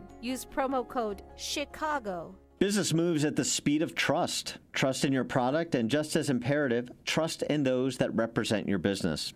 For almost 3 decades, Flex Execs has assisted their clients in becoming more competitive by identifying the right talent for interim assignments or special projects at the mid to senior level. Flex Execs' roster of talent is superior and unmatched. Flex Execs will help you meet your deadlines, goals, control cost, and place the right people who will deliver desired results. Business moves at the speed of trust. Trust the people that represent your business. You can't afford not to. Connect online with Flex Execs at flexexecs.com or call 630-655-0563 and ask for Chris Swanson or Karen Murphy. Flex Execs, moving business at the speed of trust. Call 630-655-0563 or visit them online at flexexecs.com. 6:37. Let's get an update on the roads. In our Guardian Security Services Traffic Center, here's Jim Talamonte. Thanks, Mike. The Edens inbound has stop-and-go traffic from Oakton to the junction. 25 minutes, Lake Cook to Montrose, outbound fine at 19. The Kennedy, 33 minutes, O'Hare to downtown, outbound 22. Eisenhower, now 49 minutes. Thorndale to the post office, outbound 31. Stevenson, 42 minutes, 3:55 to Lakeshore Drive. Ryan, 21 minutes, 95 to downtown. I-57, 30 minutes, I-80 to the Verge. Mission 420. Northbound Tri-State, it's slow from the Stevenson to Ogden and St. Charles to Grand Avenue. Adams Tollway bottled up Barrington Road to Meacham, where there's a crash in the left lane. Traffic is a service of InvisibleFence.com. Protect your pets with Invisible Fence brand. Keep them in the yard, away from the pool, and off the furniture. Invisible Fence brand has the answer to training your pets at InvisibleFence.com. Invisible Fence brand can install at any weather, rain or shine. Visit InvisibleFence.com. Traffic answers when you need them most. Jim Talamonte at AM 560, The Answer. Chicago's Morning Answer continues next. Your official Chicagoland weather forecast. From the aircomfort.com Weather Center, 80 years of quality mechanical solutions for your business. Windy day ahead. Rain mixes with snow this afternoon and a high near 40. Low of 26 as the snow ends overnight. Sunny but quite cold tomorrow, high of 46. 37 at O'Hare. Next news at 7. Chicago's Morning Answer with Dan and Amy continues next on AM 560, The Answer. This hourly segment is brought to you by the Property Tax Show, Saturdays at 6 p.m., hosted by Brad Hayes, Chicagoland's property tax expert. If you're talking about it, I'll be talking about it. Dennis Prager here. Join me this morning at 11, right here on AM 560, The Answer. Good morning, Dan and Amy. So yesterday, Rudy Giuliani was on with Bill O'Reilly, and he opened up a can of rhetorical whoop-ass on both President Obama and Hillary Clinton. Here's what he said about President Obama having a snow cone at the ball game in Cuba and talking to ESPN about what had happened, the terrorist attack in Brussels. For her to say that, they stood with us the day after September 11, and we should stand with them. Well, her president was sitting at a baseball game doing the wave and laughing instead of trying to rally the West against ISIS on the day that this killing took place. What he did yesterday embarrassed me as an American. I agree. We even said that yesterday. I mean, it was so embarrassing, the juxtaposition of him enjoying himself at the ballpark and then what was going on in Belgium. It made me sick. As Krauthammer said, it was a great side-by-side visage of the real world versus the woozy dreamland in which Obama lives. Rudy Giuliani also had tough words for Hillary, as I mentioned. I mean, tough words. You can't leave until you come out with a plan. Well, he doesn't want to do that. Barack Obama doesn't want to rally anybody. She had her chance to do it. She helped create ISIS. I mean, Hillary Clinton could be considered a founding member of ISIS. Whoa. Wow. All right. Okay. Get some expert reaction on that. This is a bit eerie, too, because the last time I saw KT McFarland in person, I sat down with an interview with her. That's on Upstream Ideas. You can go to upstream-ideas.com. This is back November 13th, the day of the Paris terrorist attacks. KT was in town for our Freedom Summit. Yeah. And the aforesaid Fox News national security analyst KT McFarland joins us now. KT, thanks for being with us. Good morning, Dan and Amy. So Rudy Giuliani's tough talk about being embarrassed as an American by President Obama in Cuba, and then Hillary and, by extension, Obama essentially being founding members of ISIS. He went on to explain because at every turn, whether it was withdrawal from Iraq or drawing and erasing lines in Syria, he and she allowed ISIS to grow in sophistication and size. I would have taken it a step further. I don't think Rudy was tough enough on them because the Libyan war, Hillary's war, where we went in, got the United States to go in and topple an evil dictator, granted an evil dictator, Gaddafi, and then just walk away with no help in what happens next. And Libya is where Benghazi is, and Libya is now a mess in jihadi chaos, and a lot of the North African terrorists are now headed to Europe or are in Europe. So it's not only did the premature withdrawal from Iraq lead to the rise of ISIS, but it also, the Clinton policy, the Clinton-Obama policy in Libya, led to the creation of a whole other part of the world that's now engulfed in terrorism. So, yes, I think they have a lot to answer for it. KT, particularly. Yeah. KT, what are your sources telling you about those two brothers, One apparently was in Syria, was in Turkey, deported to the Netherlands, and simply walked back into Belgium because there are no borders there. Were these known terrorists to the Belgium intelligence officials? Well, they were known petty criminals, but I think the bigger question is the Belgian intelligence, police force, law enforcement, are they up to the job? And that is a resounding no. Just look at the numbers, Amy. It's really scary. There is an invasion of Europe. ISIS has invaded Europe with sleeper cells. There's an indigenous population that is now rising up to commit terrorist acts. The head of Europol, which is the sort of umbrella group of all of the European police forces, has said that there are 5,000 Europeans who have gone to fight with ISIS and are now back in Europe.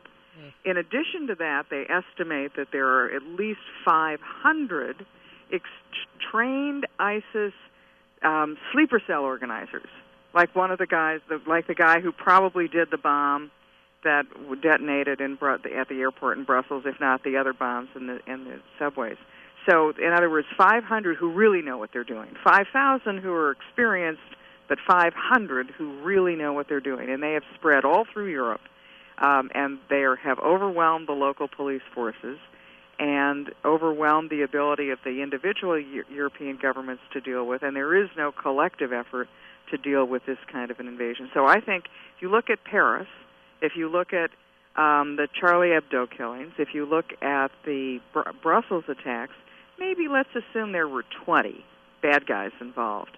And you're now talking thousands of bad guys who are going to come into their communities in Europe and are going to recruit from within those communities, recruit suicide bombers, recruit people to slap on an explosive vest or to plant a bomb. And so that's just an overwhelming problem. So I think that Europe is going to be blowing up for a long time. Well, so when President Obama says, as he has said previously, said yesterday in Argentina, that ISIS is not an existential threat, he doesn't really define what is or is not, or what does or does not constitute an existential threat. But it seems to me he relegates ISIS as sort of a street gang problem. Yes, yeah. They're killers and murderers, but they could never take over America. So we're not in a world war against radical Islamic terrorists. Is he right about that? No, he thinks a real existential threat is global warming. Okay, and therefore you don't have to do anything about it. No, global jihad, whether it's Al-Qaeda, ISIS, Al-Nusra Front, Al-Shabaab, name your witch's brew. They have declared war, a global jihad against Western civilization. There's no compromise with it. There's no peaceful coexistence. They want to destroy Western civilization, and the best way to do it is to attack innocents, is to attack women and children and non-combatants, people at the local mall.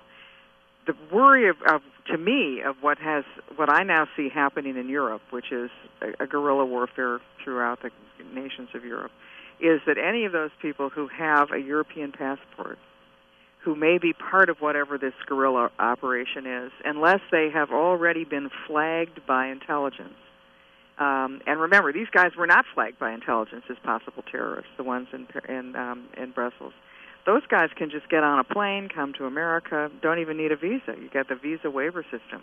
It's like when you go to Europe and you land at Heathrow, nobody says, "Where's your passport? Mm-hmm. Where's your visa?" They just stamp and give you one right there. You don't have to, in advance, before your trip, go show up at any embassy. So they do it in return to the United States. So I think that the problem is just one plane ride away from America. But how do we stop this? And can American troops help at all, or can our intelligence community help them at all? Amy, especially in those neighborhoods, and those neighborhoods where they're congregating. The right question. Okay, go to foxnews.com, where my article is, Yes, America, it is a war, and here's how we can stop losing it, because we are losing this war. It's going to be so much more to deal with than just drop a few bombs on Raqqa or retake Mosul, or let's send a couple thousand troops into the Middle East, or let's give weapons to some mythical Syrian opposition. It's a war that's global, and it has the potential of being like a World War II or the Cold War. And the only way we defeat it is not just with one country with a little bit of weapons. It's got to be a comprehensive approach of all Western civilization. That's Europe, that's the United States, that's probably Russia. And because those radical jihadists targeting all of our countries and our way of life and our societies. So it's a military solution, maybe, but that's just part of it. It needs to have an economic solution of shutting down the money. You know, it's expensive to be a terrorist. Shut down their source of income. It needs an alliance component. Go to our allies in the Middle East, the Sunni Gulf countries, Saudi Arabia and others, and say, look, you're in this fight too. We're not going to lift a finger to help you unless you help us. You need to take some of the refugees. It needs to be a humanitarian approach. Resettle the refugees, not in Cologne, Germany, or in Fargo, North Dakota. Resettle the refugees in the region where they speak the language. They have a chance of being part of a society that will accept them. It also needs an ideological component. Call it what it is, and encourage those reformers in the Muslim world, like President Sisi of Egypt and the Grand Imam of Al-Azhar University, who are condemning the violence and calling for reform. Give them a platform. We're not doing any of those. There was a story out, not surprisingly, about enhanced security at airports. You just mentioned, an airplane ride away from America, talking about screening outside the doors of the airport, talking about having profilers among the crowd assembled at airports among the travelers.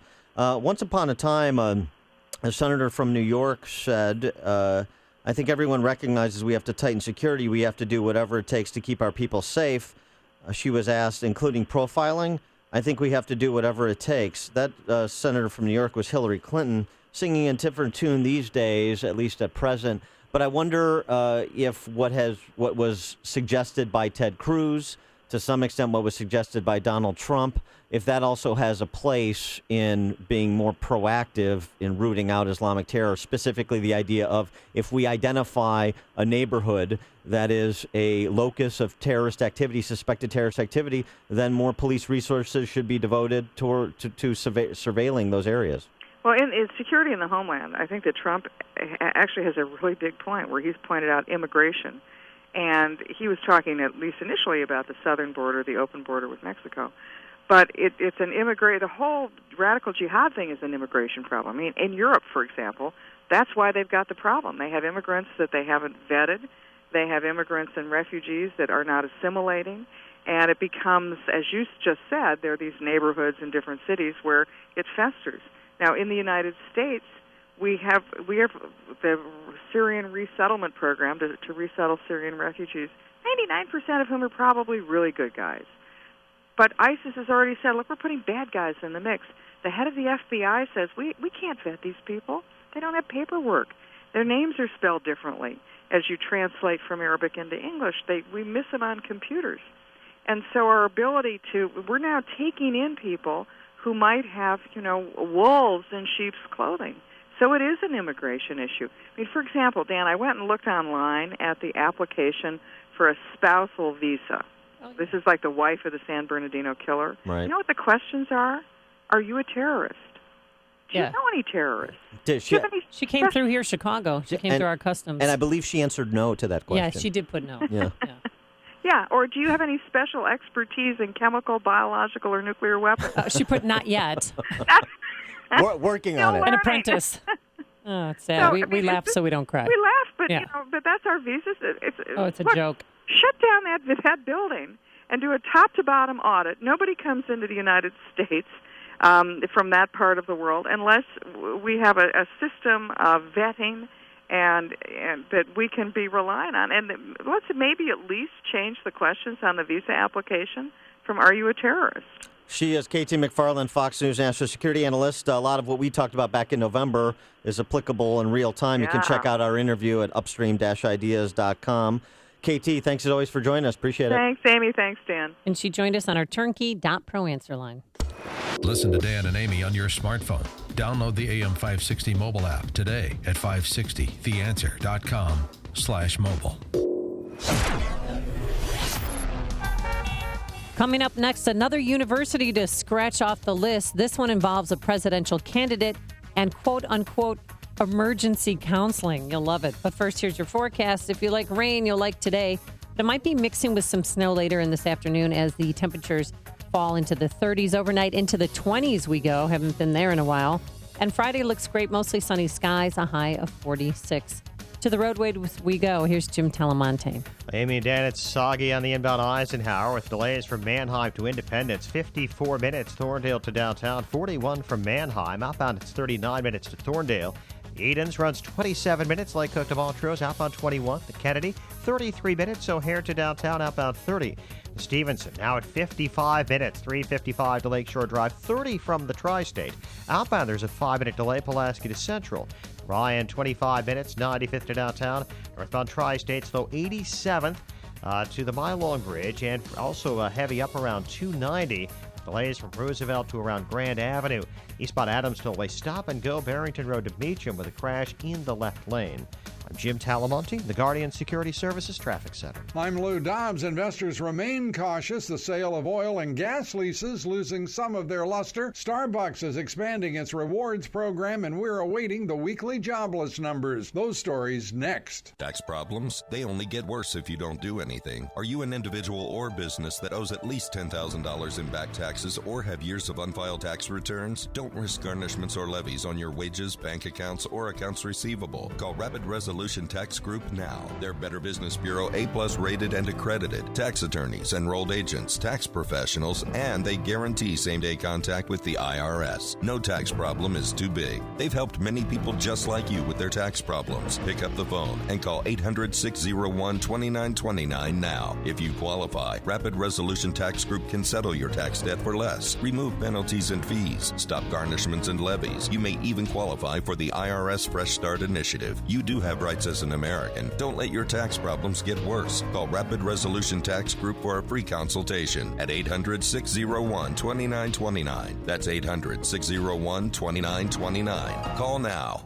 Falling crude oil and commodity prices and statements from the Fed suggesting there will be more than 2 interest rate hikes this year are weighing on the stock market. Investors also reacting cautiously to this week's terrorist bombings in Brussels. This week's sale of oil and gas leases in the Gulf raised $156 million, all in the central part of the Gulf, but that's the 4th lowest total ever for the region. That's since sales started back in 1983. Starbucks planning to introduce a prepaid card by the end of this year. It will allow people to earn points for its rewards program. The card can be used wherever Visa is accepted. And today we'll have the report on weekly jobless claims and February durable goods orders. Please join me for Lou Dobbs tonight at 7 and 11 Eastern on the Fox Business Network. This is the Lou Dobbs Financial Report.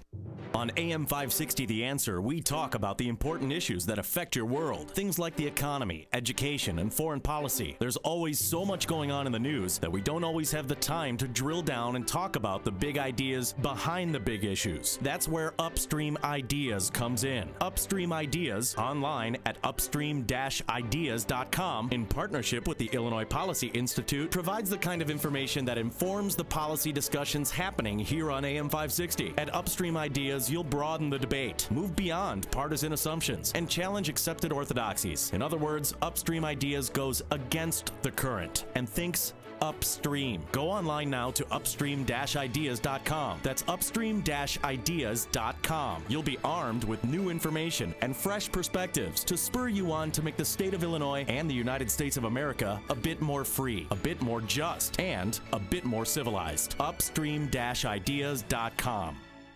I feel great. I've always felt pretty good, but once I started taking them in September, I couldn't have felt any better. Everybody in my household's been sick through the holidays. We've had bad snowstorms here, and I feel great. This is a wonderful thing. I'm really getting a lot of benefits from it.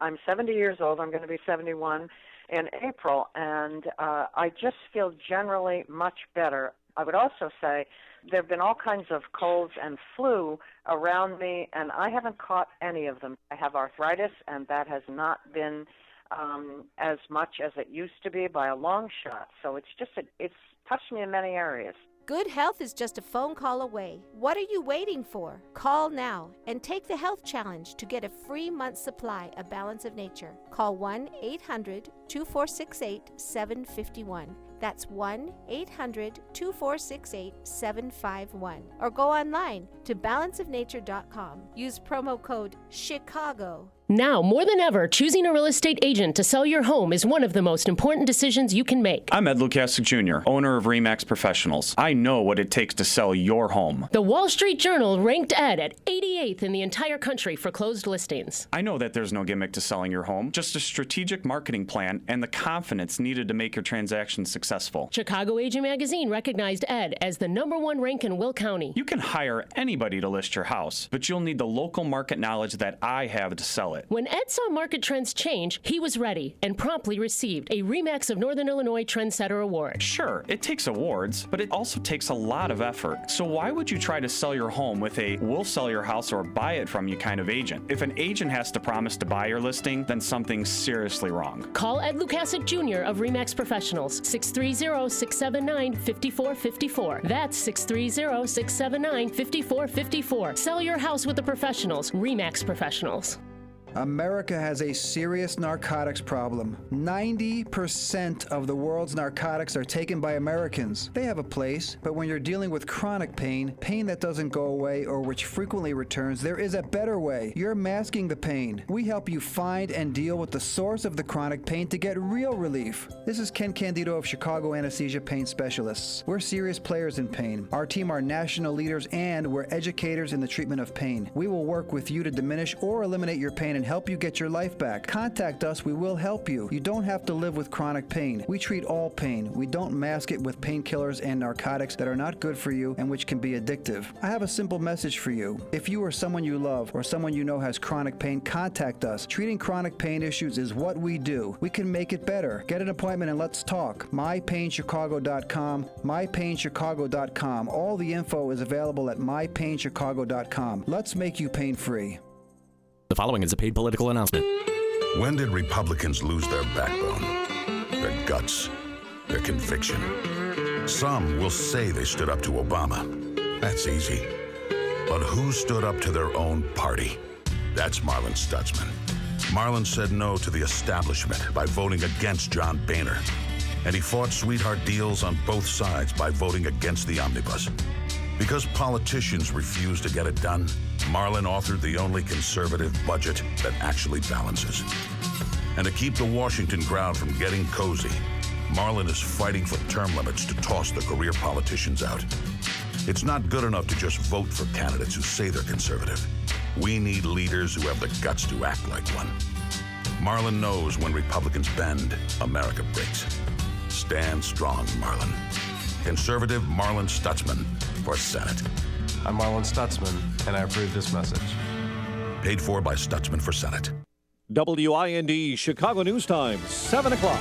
Fox News Radio. I'm Dave Anthony. The Paris terror attack suspect, Salah Abdeslam, captured in Brussels last week, wants to be sent to France quickly, and his lawyer claims he didn't know about the Brussels attack plot. There have been a number of raids again overnight looking for that other airport bomber, and there are reports about a second possible metro bomber that carried out another attack with the initial bomber on Tuesday. Fox's John Huddy in Brussels says 2 suspects were joined by 3 suicide bombers. One of the dead attackers, Turkish officials say, was deported from Turkey twice last year, considered a foreign fighter. Brussels airport still a crime scene. Flights won't resume till at least Saturday, but some subway stations are open. It is rush hour here at Brussels Mid-East Station, and about 100 people are queuing at the entrance of the station because they have to be checked by security in order to get in. You can see soldiers wearing camouflage and helmets searching people. We also have 3 army trucks. That's Fox's Jessica Gallagher outside in Brussels. There's a new Fox poll that could help Ted Cruz and John Kasich make their anti-Trump case to Republican voters. Fox's Rachel Sutherland live in Washington. Dave, both Ted Cruz and John Kasich would beat Democrat Hillary Clinton in hypothetical matchups, according to the Fox News poll, while Donald Trump trails her. Kasich would beat Clinton 51 to 40%. Cruz would win by just 3 points. Trump would lose to Clinton by 11 points. At the same time, Trump is still on top among likely GOP voters with 41% backing him. Cruz gets 38. In the Democratic race, Clinton receives 55% support for the nomination, while Bernie Sanders gets 42%. Dave. Rachel, the snowstorm that nailed Colorado and Wyoming keeps dumping on areas from Iowa to Michigan. A bummer to this student outside Minneapolis. We're shoveling snow on our spring break. It's a blizzard in some areas of Wisconsin. Wildfires that have torched 110 square miles of Oklahoma and Kansas Kansas, said to be under control now. One home was burned down. Fox News Radio, fair and balanced. Cloudy and 37 degrees this morning. It is 7:02 on AM 560. The Answer. Good morning. I'm Mike Scott. Illinois Supreme Court announcing it will deliver an opinion on the constitutionality of a state law to bail out two of Chicago's underfunded pension programs today. Civil servants and laborers impacted by the law claim it violates the state's constitutional protection against reductions of promised benefits. Chicago Teachers Union approving a plan to close down the city schools April 1st. They say it will bring attention to education funding and contract issues. The school district faces a $1.1 billion budget deficit and has no contract with the union. Reports of sexual misconduct that have swirled around the Denny Hastert banking case now may become part of the court record. We get an update on this story from AM 560's David Stewart. When the former U.S. House Speaker is sentenced April 27th in what's been vaguely referred to as a hush money case, there could be testimony about 2 or possibly 3 high school students with whom Denny Hastert reportedly had a sexual relationship when he was a teacher and coach in Yorkville decades ago. The disguised bank withdrawals he's admitted making were for payoffs reportedly made to an unnamed person to keep his actions secret. But now, over his attorney's objections, a judge has ruled the testimony from the former students that Hastert allegedly abused or their relatives will be admissible at his sentencing hearing. David Stewart, Chicago. 3 Elgin firefighters are being demoted but not fired as part of a settlement in a sexting case. The city says Lieutenant Amanda Bruce, along with firefighters John Sardina and Eric McMahon, took and sent each other explicit photos while on duty. Bruce will lose her rank. The other 2 are losing special assignments. Chicago sports, Knicks over the Bulls, 115-107. Spring training baseball, Texas blanked the Cubs, White Sox over San Diego. The news a service of Business Outfitters by Land's End. There's an old saying, you never get a second chance to make a first impression. It's true. Business Outfitters by Land's End makes it easier than ever to look your best, so you always make a great impression. Business Outfitters by Land's End. They supply confidence. Shop now at business.landsend.com. 7:04. Time to check the climate of your business with aircomfort.com. 80 years of quality mechanical solutions for your business. A check of traffic and weather on the way next on AM 560. Republicans ask, what works, what doesn't work. Republicans appeal to your head. The Joe Walsh Show. But what do Democrats say? Let everybody in. Let everybody come to America. Don't build walls. Tear down walls. It's why we're in the problem we're in. Republicans cannot make freedom and individual responsibility important. The Joe Walsh Show. Weeknights starting at 5. Right after Sean Hannity at 2 on AM 560. The Answer. Wow, Dad, look at it go. It's a home run. It sure is. I love this old ballpark, and I love the way they take care of it. It's amazing, and I'm really looking forward to the next game. And next time, you'll bring that grandson of mine, huh? Strata Contractors knows that protecting your historical landmarks, professional buildings, and entertainment venues means preserving today's memories for future generations. That's why nationally recognized stadiums, unique architectural buildings, and other venues trust Strata Contractors to create and preserve beautiful and safe environments for their properties. Strata Contractors is equipped to handle complex general contract work inside or outside of your building. They specialize in concrete and masonry, restoration, structural, and ornamental steel. If you're a building owner or facilities manager, make the call to 773-348-8900. That's 773-348-8900. See their case studies on stratacontractors.com. I'm Nick Soboleski, a Select Quote agent with a true story that could save you hundreds of dollars a year. A woman named Linda just called. Her husband, Ray, has a $300,000 group life insurance policy, but is changing jobs and can't take it with him. Well, I impartially shopped the highly rated term life insurance companies we represent and found Ray, who is 41 and takes medication to control his cholesterol, a 10-year, $500,000 policy for under $26 a month. That's almost twice the coverage for less than half of what he had paid. If SelectQuote hasn't shopped for your life insurance, you're probably paying too much.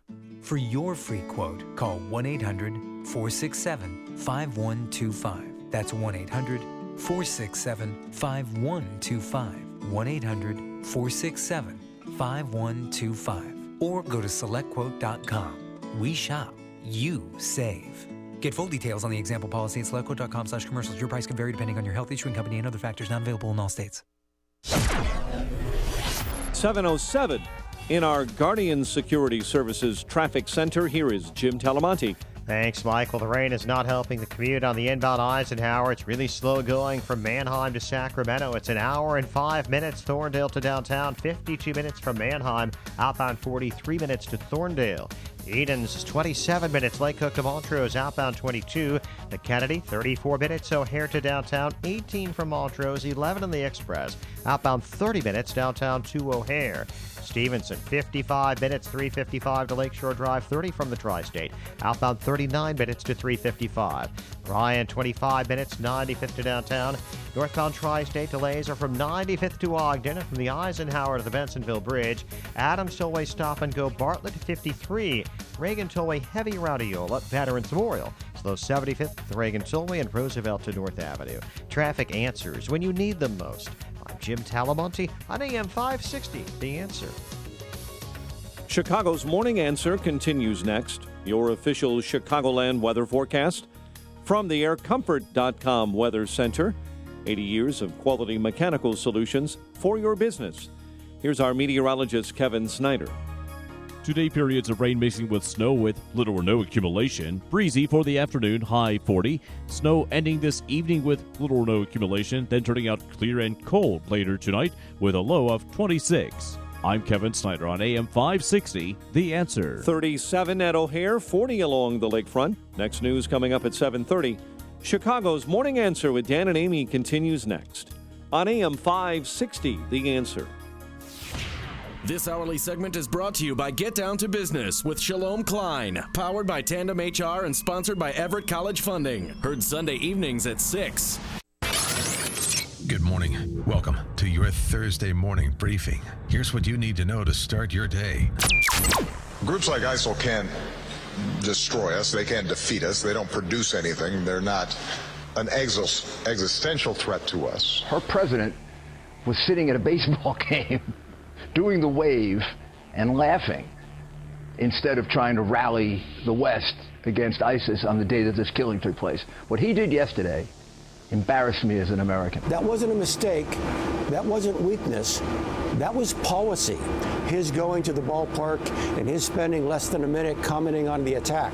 I actually believe in his heart of hearts the president's policy is that is not that big a deal. There are other things that are more important, and that was what he was messaging. This is Chicago's Morning Answer with Dan Proft and Amy Jacobson on AM 560, The Answer.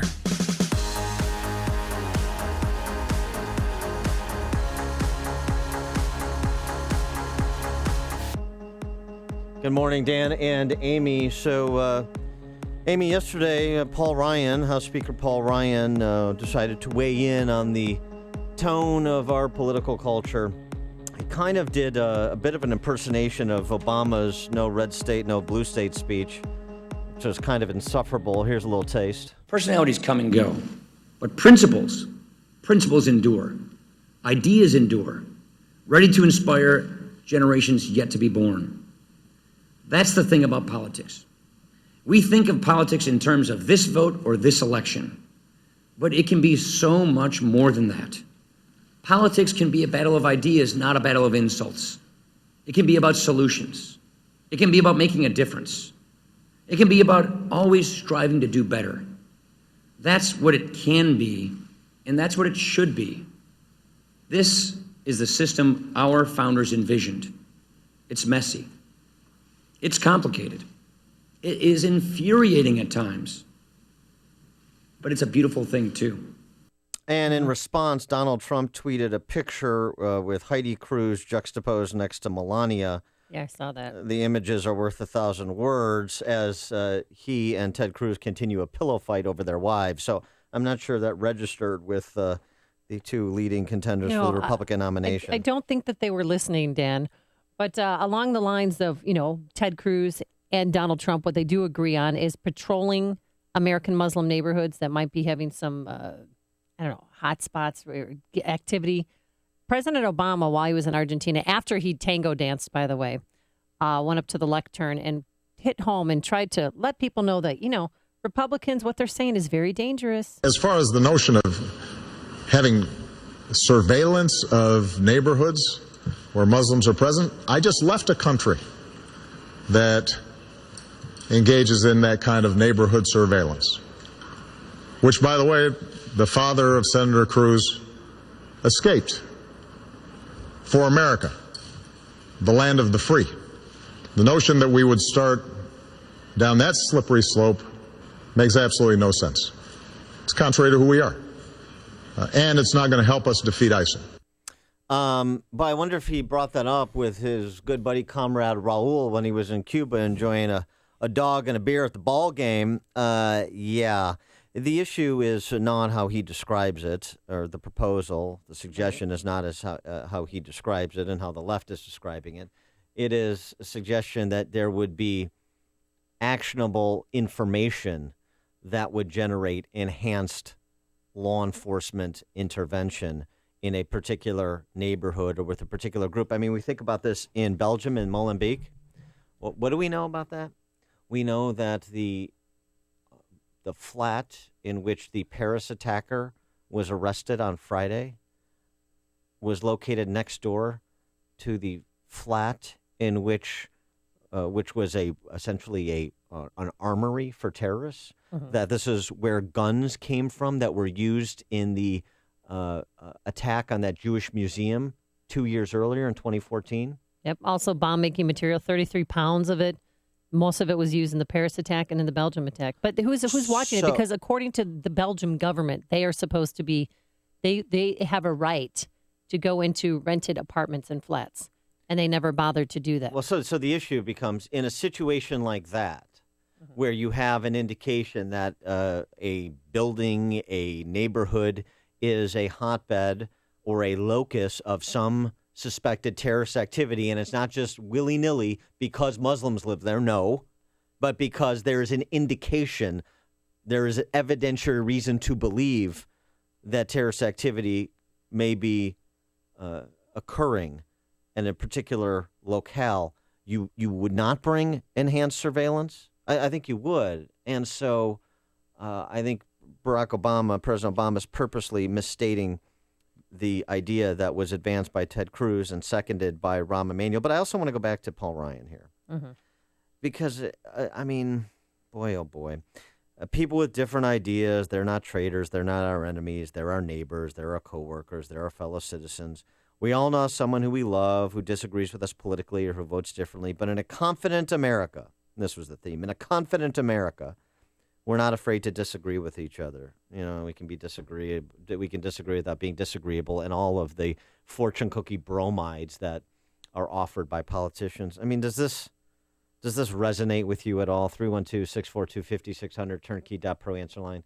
64636DA, turnkey.pro text line. I mean, I appreciate what Paul Ryan's trying to do and strike a note of unity and optimism, although I got to say, the death of optimism, a good thing. It's time that we gird our loins for what we're actually facing rather than listen to this mindless happy talk that comes from politicians. So I guess to some extent I appreciate what Paul Ryan's trying to do, but this speech that he offered yesterday was rather saccharine for me and kind of out of step with where we are. There's nothing in the speech that's objectionable. There's nothing in the speech that's important. But we're under attack right now. I mean, really, we are. I love what the president of France said, that we are at war with ISIS, and we are. We just don't have a president that realizes it.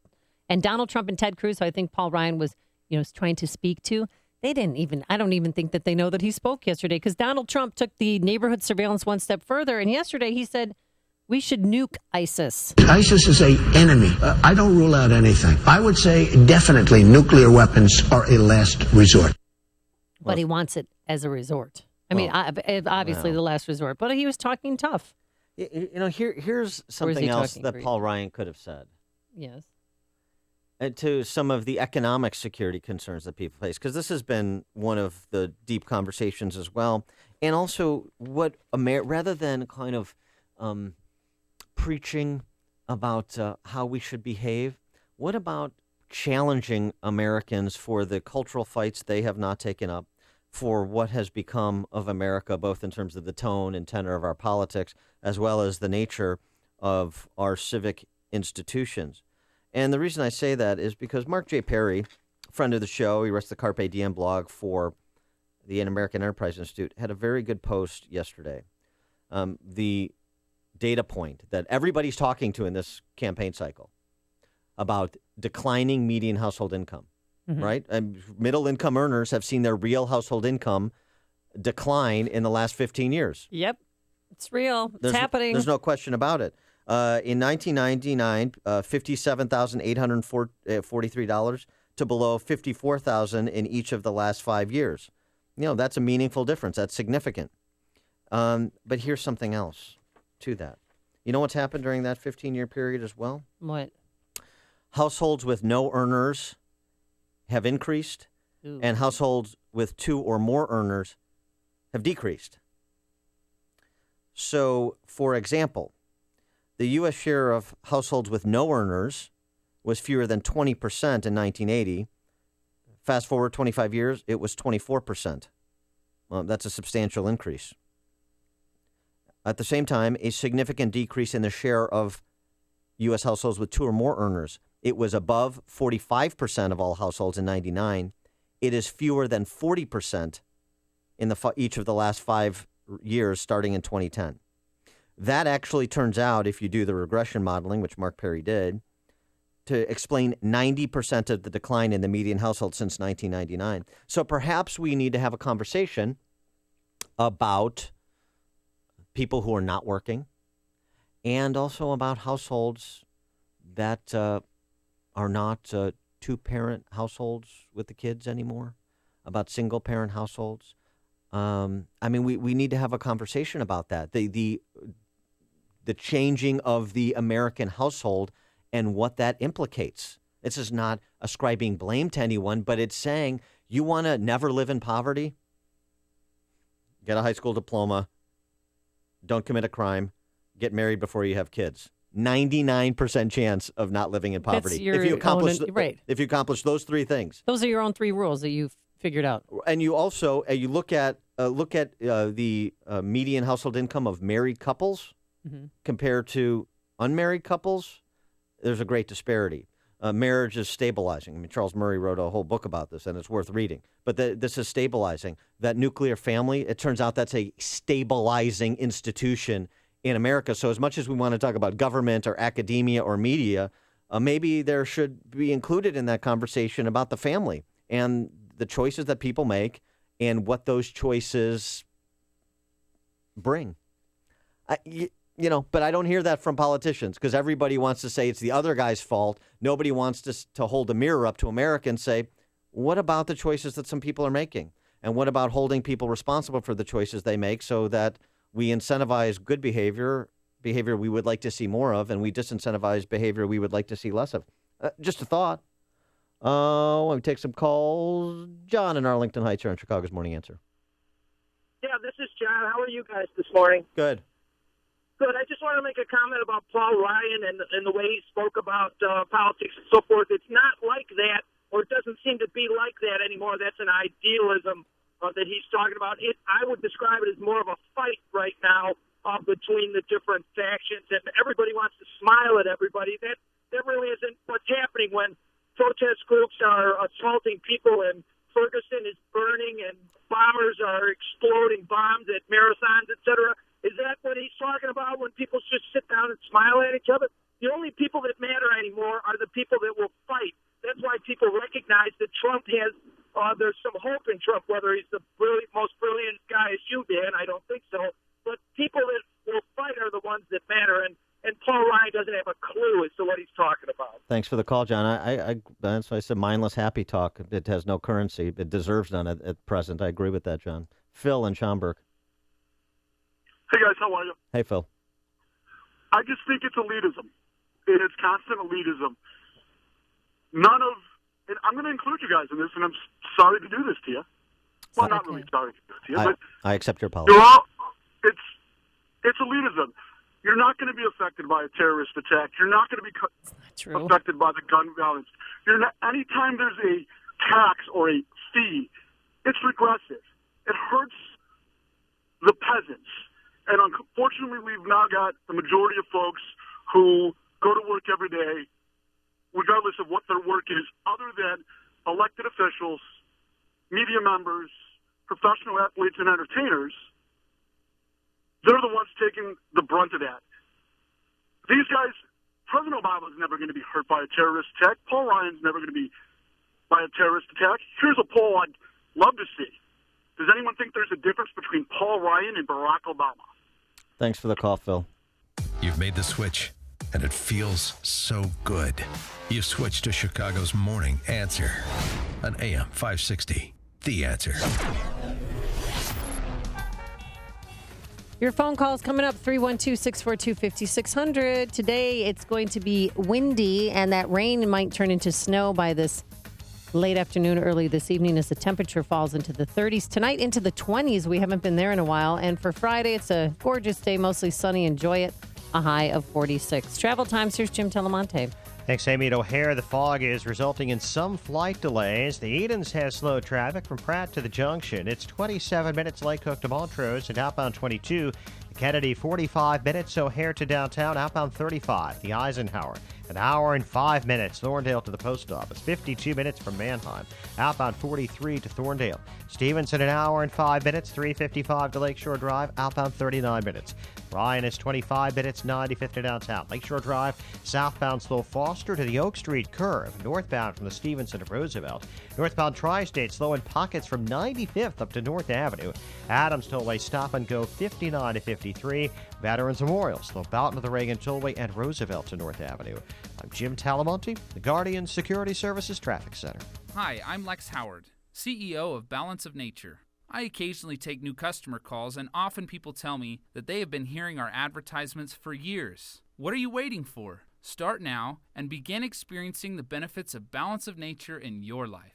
I'm going to tell you right now, and this is crazy. I just went to the dentist, and I had a tooth cleaning, and she's like amazed. She goes, your teeth are great.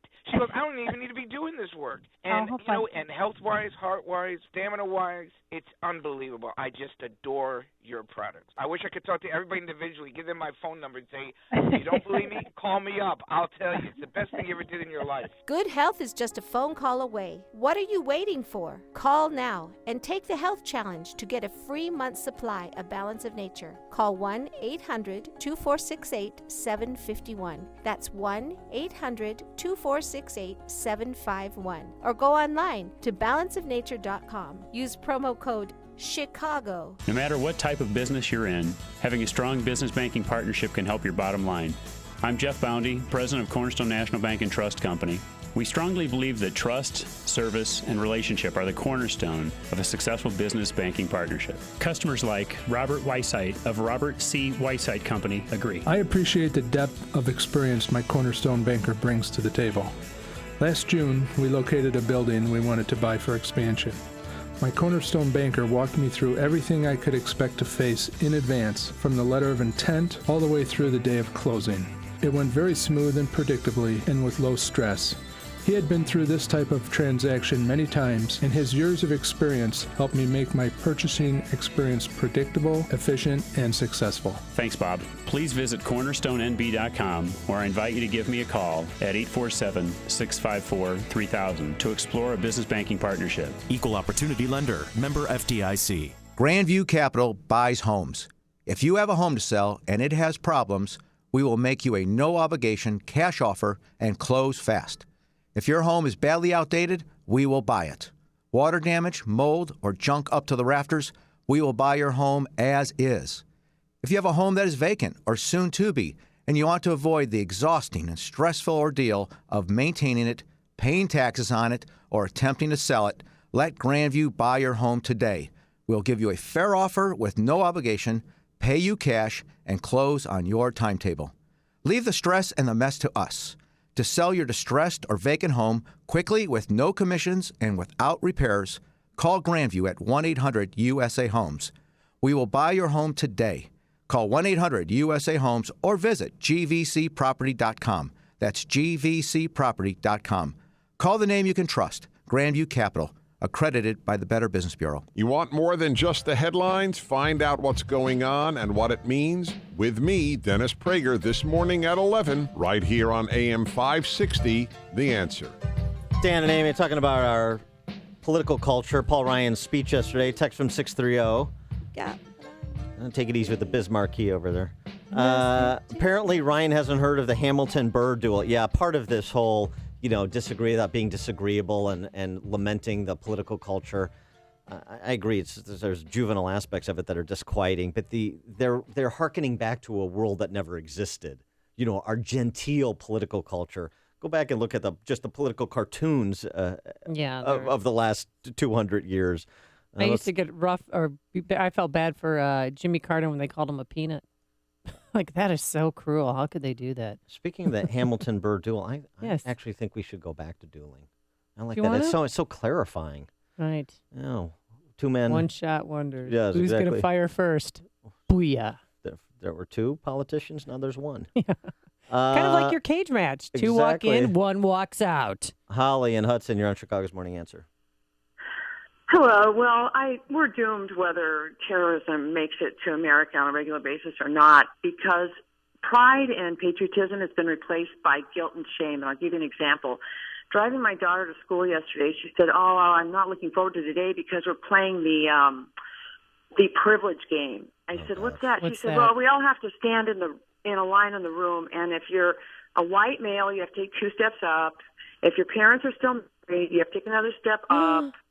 And then we have to decide, we have to look at everybody who's privileged. And she said, "I'm just afraid I'm going to be privileged." This is like the worst thing that could happen to a kid now, is to come from who is white, comes from a family with 2 married parents. They are getting an education. That's the new stigma. Here's the it's awful. It's the worst. Oh, Holly, I'm sorry. I'm not a boy. Holly, here's the password. The password is private school. Private school. Thanks for the call, Holly. Marianne and Wilmette. Hi, Dan. I was just thinking when you were talking about that blog posting from Mark Perry, that is what I've been telling my kids for years, that if you want to be stable and, the average family where you work and you have money and you're comfortable, you have to do the right things. You have to make the right decisions. You go to school, you stay in school, you don't have children before you get married, and you do the things that people sort of look down at. And again, with this white privilege, that's obviously, that's sort of the new stigma, and it's really not. We have to start telling these kids this is not a stigma. This is what we strive for. This is what we're built on. Thanks for the call, Marianne. Connect with Dan and Amy using the AM 560 mobile app. Download it today at 560theanswer.com/mobile. Now that spring has arrived, it's likely you're looking forward to the warmer weather. But if you're a business owner, facilities manager, or maintenance engineer, you risk the same potential problem every year. A complete system failure. In fact, up to half of all commercial air conditioning units fail upon startup each season due to the lack of regular maintenance and repair. Let the professionals at Air Comfort make a comprehensive assessment of your mechanical system before there's a problem. A poorly operating air conditioning system results in uneven temperatures and humidity problems, leading to unhealthy mold and mildew growth. Don't compromise your business's overall air quality. Schedule today with Air Comfort. Call 708-345-1900 or visit aircomfort.com. Even if you're under contract with another provider, let Air Comfort provide your second opinion. After all, there's a reason why hundreds of businesses have trusted Air Comfort with their mechanical maintenance for more than 80 years. That's Air Comfort, a tradition of excellence since 1935.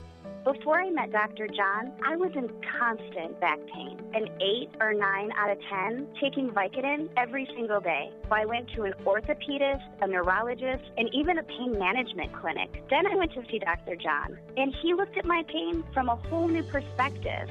Hi, I'm Dr. John Chavez, chiropractor in St. Charles, to remind you that your pain is not the result of a pain medicine deficiency, and that treatment should focus on the source of your pain, not the symptom. That's what chiropractors do, and if you don't already have one, I'd love the chance to tell you why I have the best job in the world. After only a few weeks, my pain went down to maybe a 1 or a 2, and I'm totally off of Vicodin. Dr. John really helped me get my life back. Find me at CairoJohn.com. That's CairoJohn.com. Or call me at 630-715-9192. Call to see if I can help you. 715-9192. AM 560, The Answer.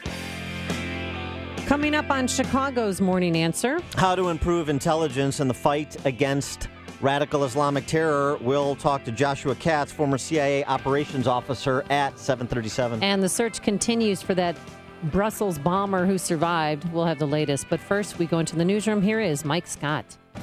Amy and Dan, 37 degrees. We have clouds right now and fog moving into the area. Terror attacks in Brussels apparently were not supposed to happen yet. CBS This Morning was just to report that law enforcement saying the original date for the attacks was March 28. That date was moved up after Paris massacre suspect Salah Abdeslam was captured on Friday. As police in Belgium continue searching for suspects in the Brussels attacks, there's growing evidence linking this week's bombings and last year's attacks in Paris, according to Fox's Kitty Logan. Given what we know so far, it's looking increasingly like this is the same network which carried out the Paris attacks last November. And a key suspect in those attacks, Salah Abdeslam, was due to have an extradition hearing in Brussels today. That was postponed, but his lawyer says he will cooperate with the extradition process.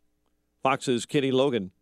Democratic presidential frontrunner Hillary Clinton weighing in on the deadly terror attacks at Stanford University, saying it's a brutal reminder that the fight with ISIS is far from over. It's understandable that Americans here at home are worried. The threat we face from terrorism is real, it's urgent, and it knows no boundaries. We're watching a powerful spring snowstorm that's already left Denver in its wake, barrel eastward. Denver International Airport yesterday was closed, 1,300 flights canceled, blizzard conditions hitting many parts of Minnesota, especially the Twin Cities right now. Illinois Supreme Court has announced it will deliver an opinion on the constitutionality of a state law bailing out two of Chicago's underfunded pension programs today. At least one person is dead in a series of shootings in Chicago, several others hurt when gunfire erupted throughout the city. Illinois women's basketball coach Matt Boland will return next season in spite of a lawsuit by former players who say they were mistreated.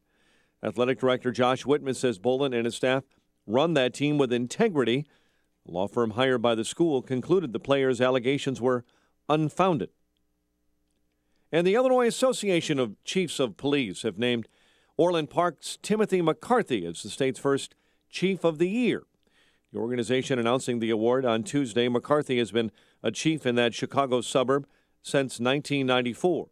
You may recall he started his law enforcement career with the U.S. Secret Service and was shot in the line of duty protecting then President Ronald Reagan in 1981. Chicago sports, NBA, Knicks over the Bulls, 115-107. The news, a service of Unbound. When you sponsor a child through Unbound, you not only open the door to education, you empower the family to build a foundation of stability, empowerment, and respect. See your contribution grow at unbound.org. A check of traffic and weather on the way next on AM 560. I believe what we need in America today is more love and kindness. The Joe Walsh Show. We've had so much love and kindness. We have been like parents who have indulged our kids. Parents who've never said no. Parents who've never set a curfew. We don't need love and kindness. This country needs a kick in the butt. The Joe Walsh Show. Weeknights starting at 5. Right after Sean Hannity at 2 on AM 560. The Answer.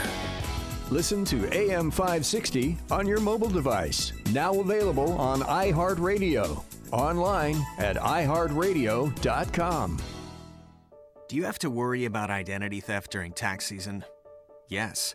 The IRS has reported over $6 billion in fraudulent refunds in a single tax year due to identity theft. Does it matter if you're not getting a refund? No. Thieves can use the information from your tax documents to steal your identity anytime. Can getting a neck massage make worrying about identity theft less stressful? Yeah. Who doesn't like a neck massage? But it won't help like LifeLock can. When you're a LifeLock member, you have access to our team of U.S.-based specialists who know the steps to take to work to resolve identity theft issues during tax season and every other time of year. With LifeLock, identity theft can be less of a pain in the neck. Get LifeLock for peace of mind year-round. Memberships start at $9.99 a month plus applicable taxes. And now you can get 10% off. Go to lifelock.com and enter promo code NEWS. LifeLock.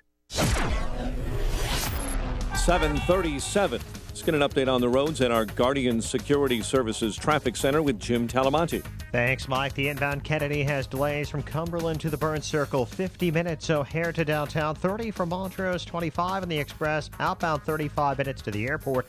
Eden's 29 minutes, Lake Cook to Montrose, outbound 26. The Eisenhower's an hour and 9 minutes, Thorndale to downtown, outbound 48 minutes.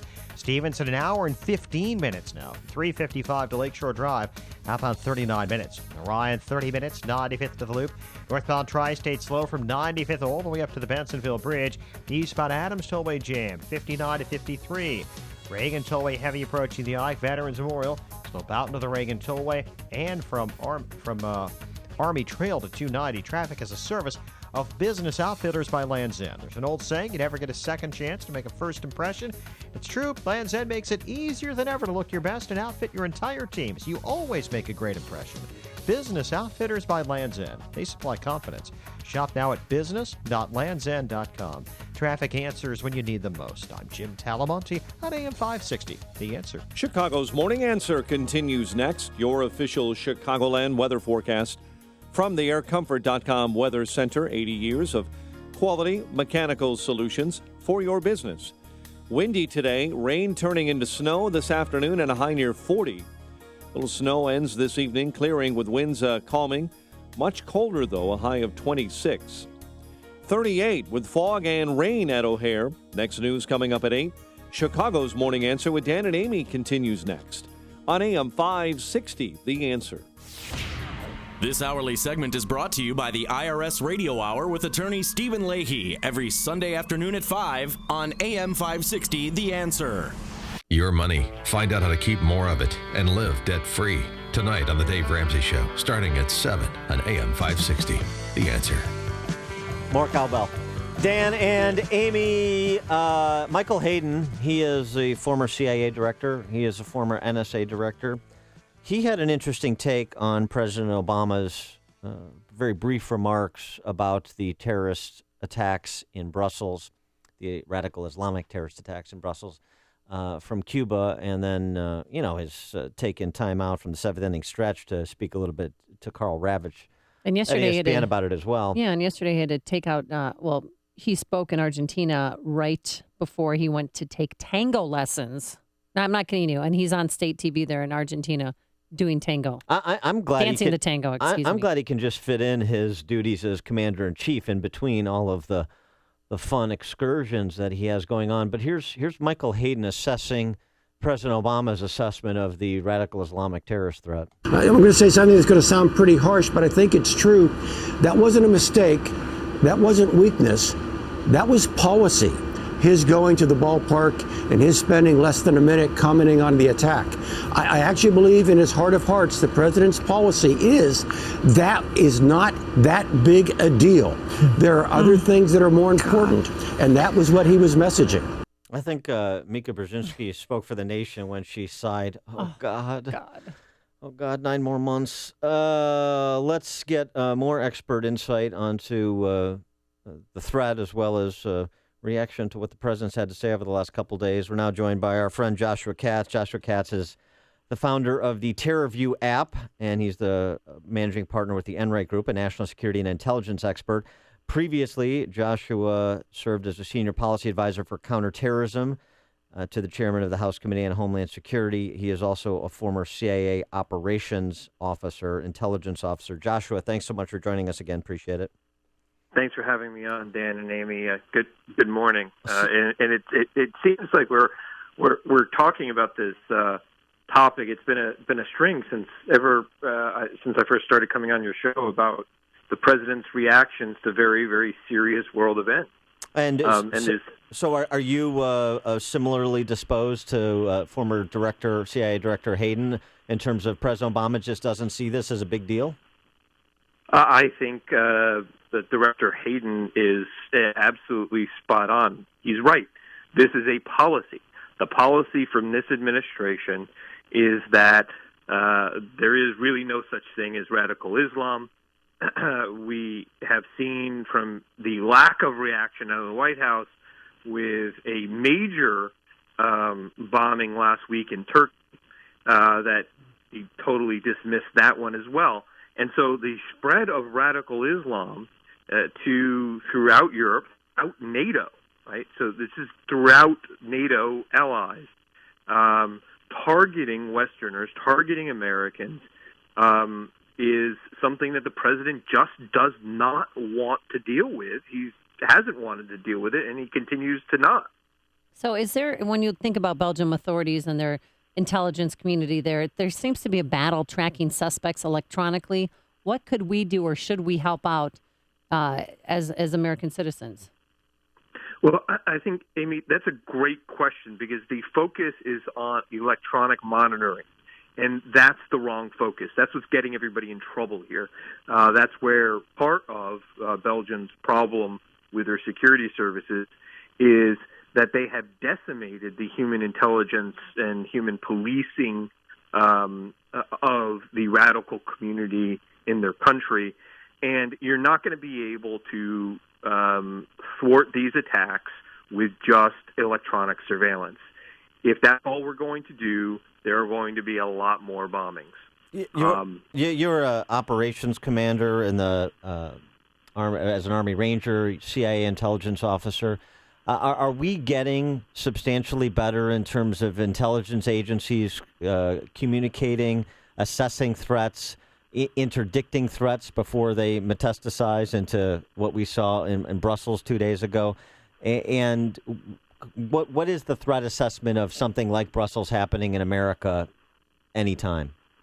Right.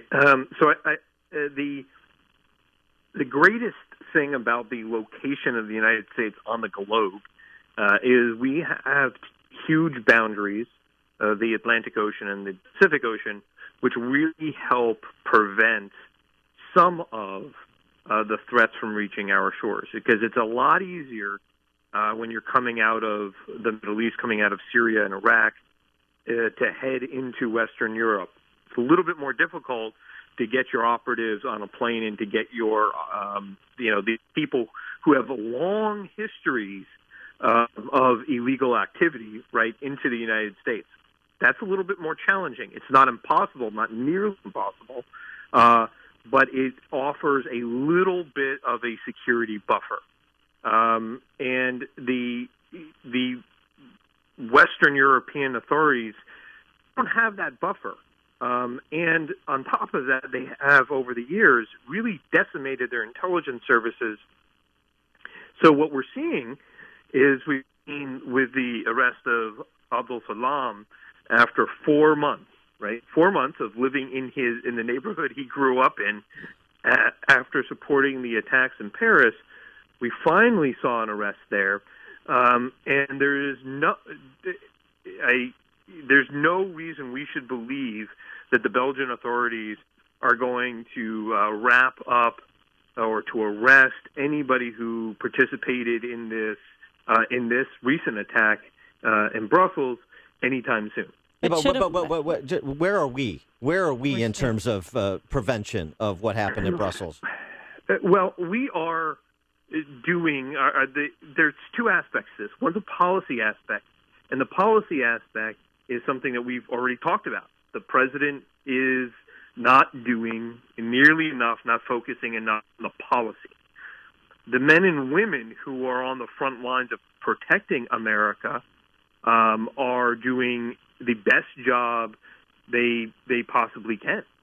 And there's a disconnect, though, when your commander-in-chief is not willing to put the resources to preventing Islamic radical terrorist attacks in the United States. As great of a job as our men and women are doing, they're not going to be fully successful because they're not going to be given all the tools and all the resources they need in order to prevent it. And this is a major, major threat to the United States Right, but President Obama, I mean, he's got to wake up. I don't care what anyone says. One of the bombs, I looked at the diagram of the Brussels airport. One of the bombs went off right in front of American Airlines kiosk where people were checking in for a flight to Philadelphia. And the other one was in the departure lounge near Starbucks. I mean, you can't target Americans more than that. You can't. And Americans are constantly, no matter where we are around the world, are constantly under threat, not only from just these terrorist attacks, but also for harassment, for theft, for a lot of different things. And I've been advising a lot of people over the last couple of days who have trips to Europe on what they should do and what they should not do. But America right now looks so weak because our commander-in-chief has decided that, and he decided long ago, long before this, that radical Islam is not the problem. The problem is America. And he is going to continue with that policy until he leaves office. And we can't think that he's all of a sudden going to wake up and really understand the world is and understand the current war, because we are in a war. It's different than what we've been used to. It's different than what we've read in history books. This war against radical Islam is going to be different, and until our administration wakes up and understands that, Americans are at risk, severely at risk overseas and at risk at home. Do you expect that we're going to be the subject of another terrorist attack on the homeland before the election? Absolutely. All right. Leave it there. Joshua Catz, founder of the TerrorView app and former CIA intelligence officer, former Army Ranger. Joshua, thanks always for joining us. Appreciate it. And thanks, guys, for having me on. And he joined us on our turnkey.pro answer line. Hear about the big stories of the day, then talk about them right here on Chicago's Morning Answer on AM 560. The Answer.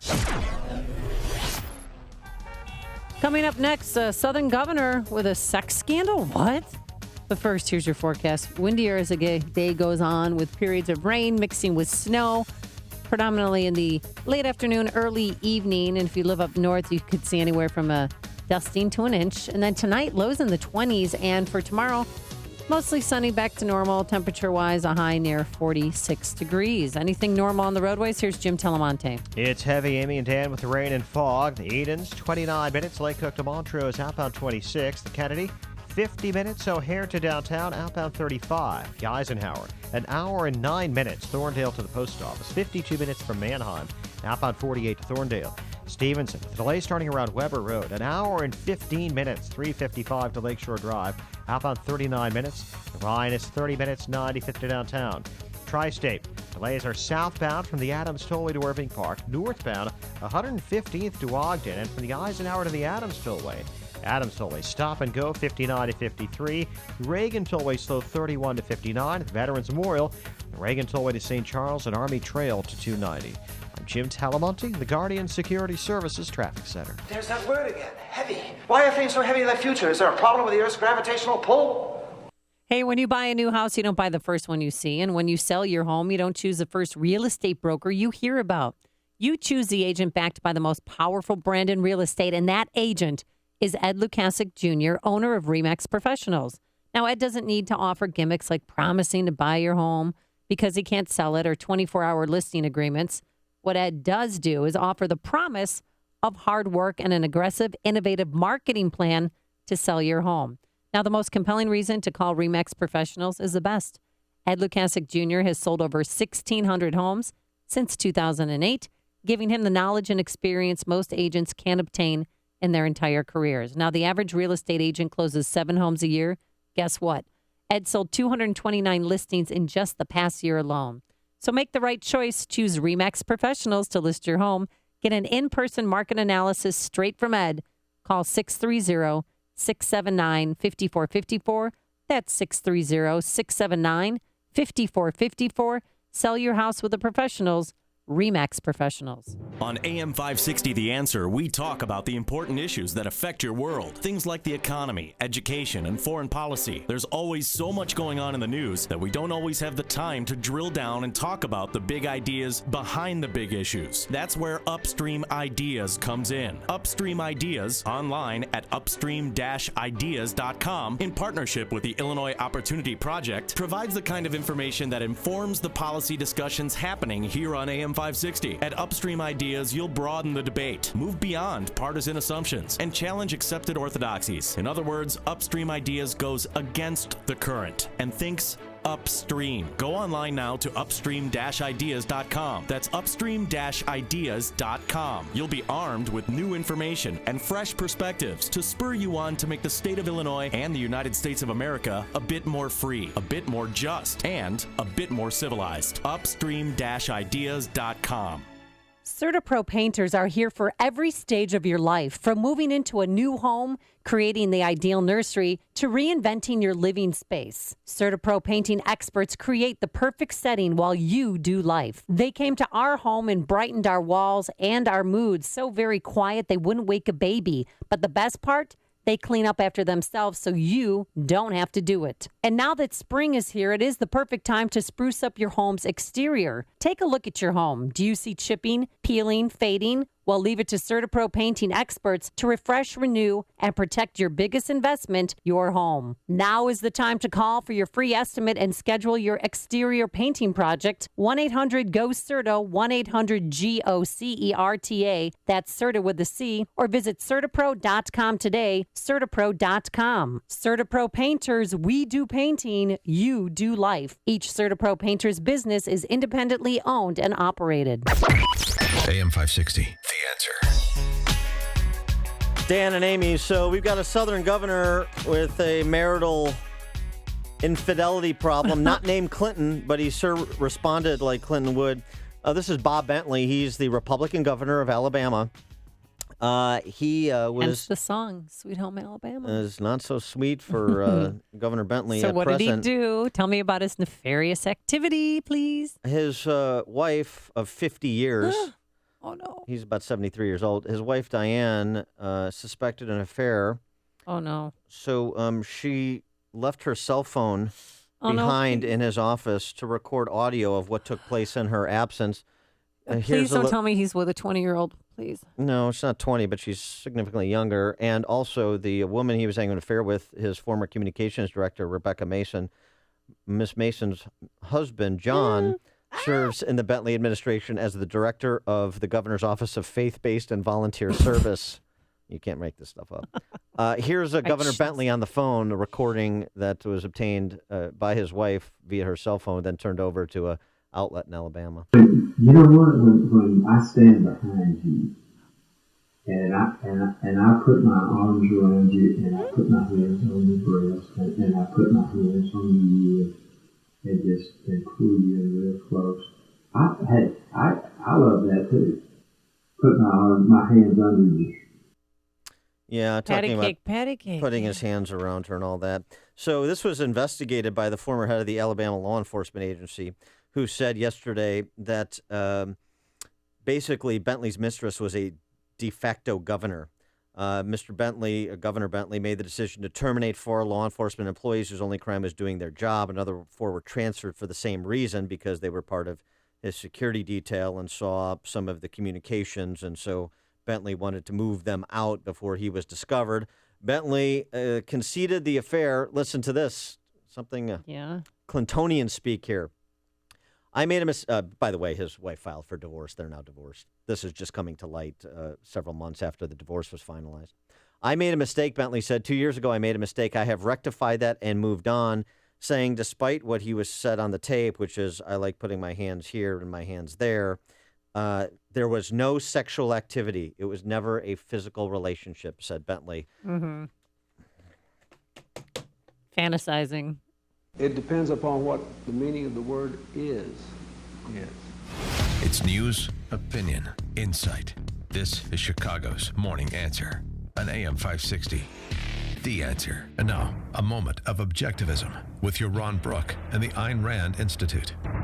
How does economic inequality emerge in a free society? From a bunch of win-win transactions. When J.K. Rowling wrote Harry Potter books, she created something of value. A bunch of great stories that millions of people willingly and happily paid $20 a piece for. Now, what happened to inequality as a result? It grew. Rawlings became a billionaire, while her fans saw their income stay the same and their wealth go down by a tiny amount, $20. Inequality grew, but everyone was better off as a result. That's the way inequality arises under freedom, and that's why it should. For more, see my book with Don Watkins, Equal is Unfair, America's Misguided Fight Against Income Inequality.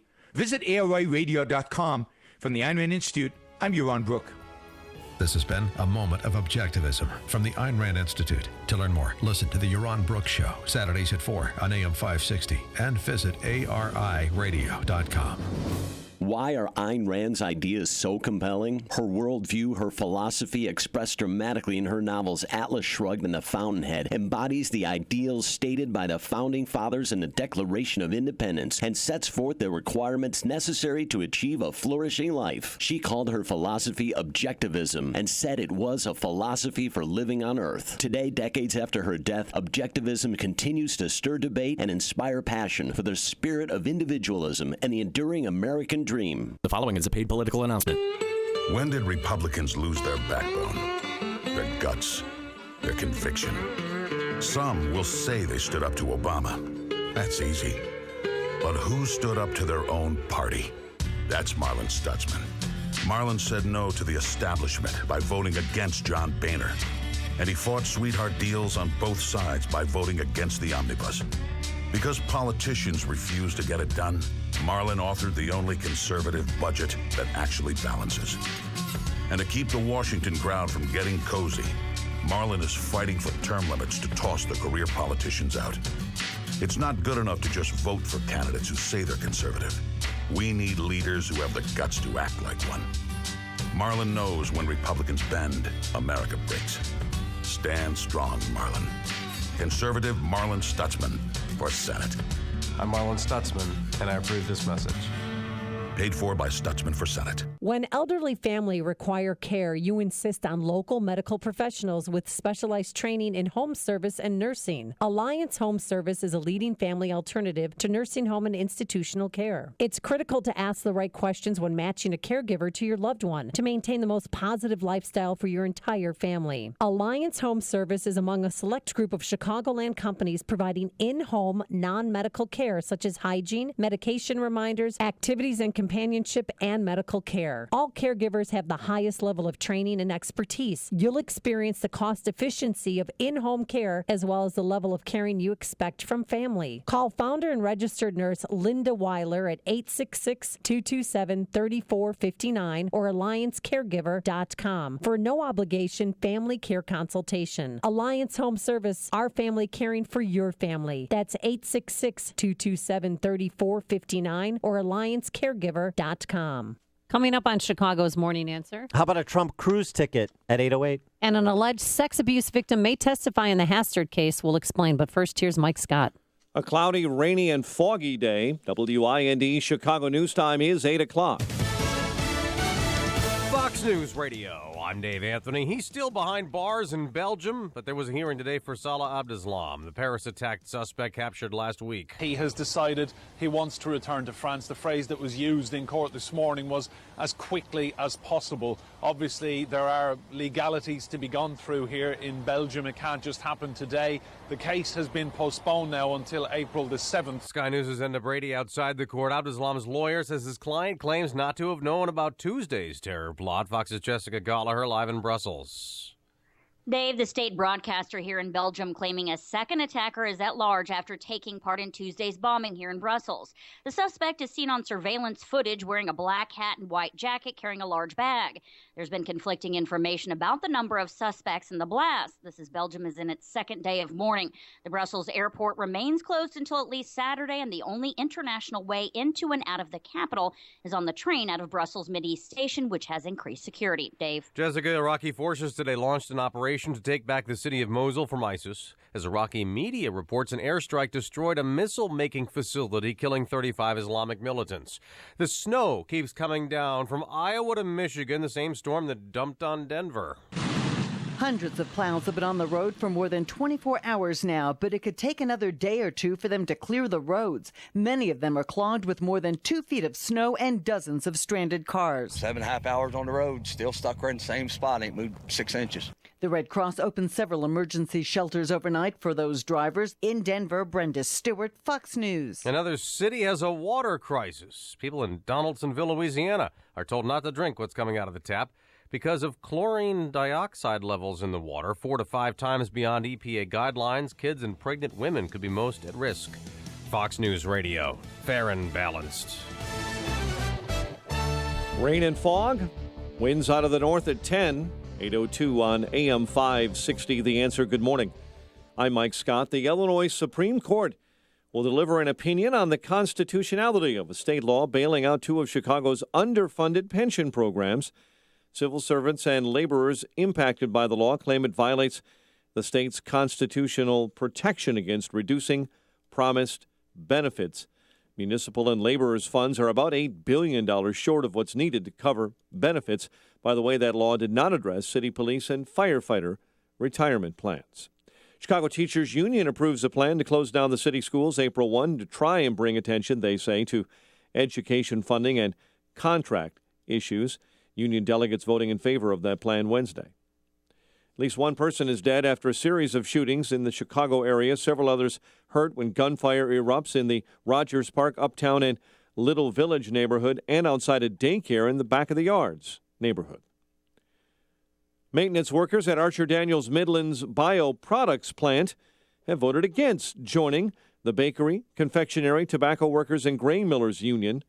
That vote, 32 to 25, was the second time the workers have rejected unionization. Adams County voters who were turned away last week when their polling places ran out of ballots will not get a chance to cast late primary votes. An appellate court has rejected the bid by the county to allow late voting because voters were disenfranchised through no fault of their own. The state's attorney in that county will not appeal the ruling. Knicks over the Bulls, 115-107. Texas blanked the Cubs. White Sox over San Diego in spring training baseball. The news, a service of Business Outfitters by Land's End.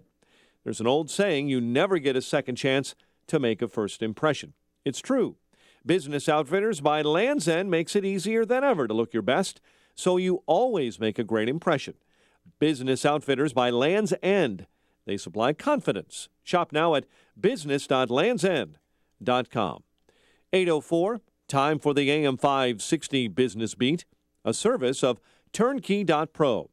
From the Fox Business Network, here's Jenny Casola.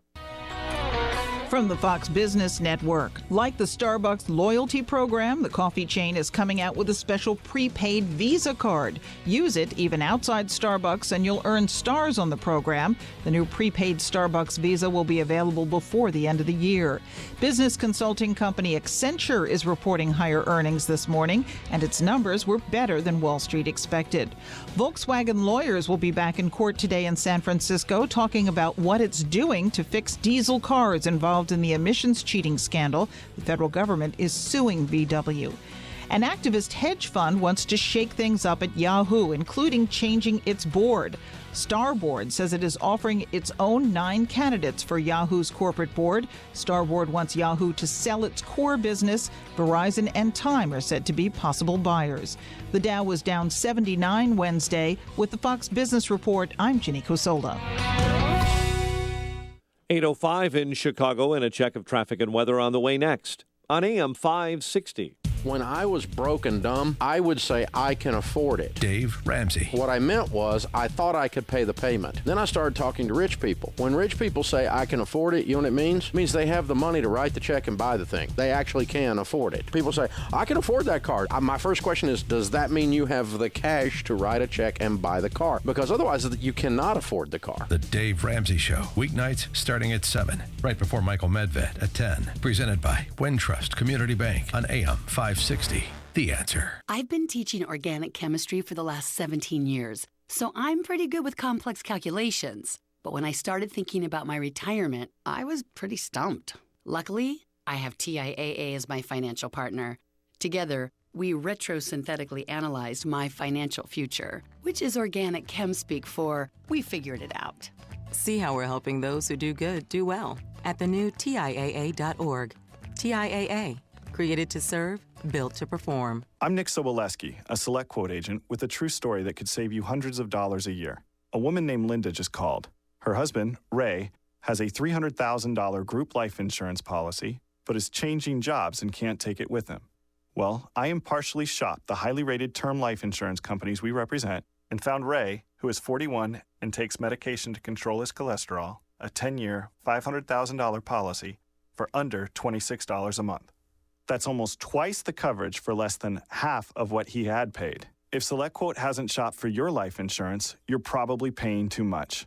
For your free quote, call 1-800-467-5125. That's 1-800-467-5125. 1-800-467-5125. Or go to SelectQuote.com. We shop. You save.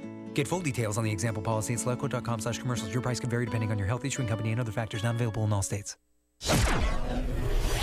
8:07 in our Guardian Security Services Traffic Center. Here's Jim Talamonte. Thanks, Mike. On the inbound Kennedy, it's stop and go from Nagel to the Burns Circle. It is an hour and 5 minutes from O'Hare to downtown, 45 minutes from Montrose, 27 on the Express, outbound 38 minutes downtown to O'Hare.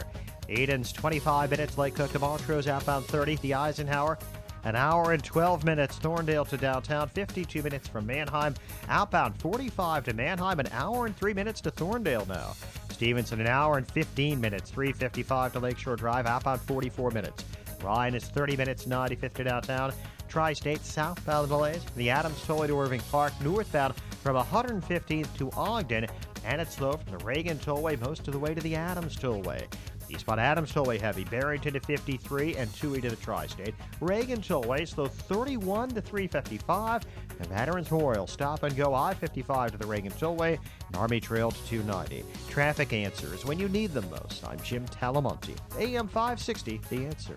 Chicago's Morning Answer continues next. Your official Chicagoland weather forecast from the aircomfort.com Weather Center.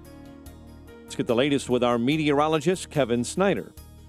Areas of morning fog, then today periods of rain will mix with snow with little or no accumulation. A breezy afternoon with wind gusts up to 35 miles per hour, high of 40. Snow ending in the evening with little or no accumulation, then turning out clear tonight with a low 26.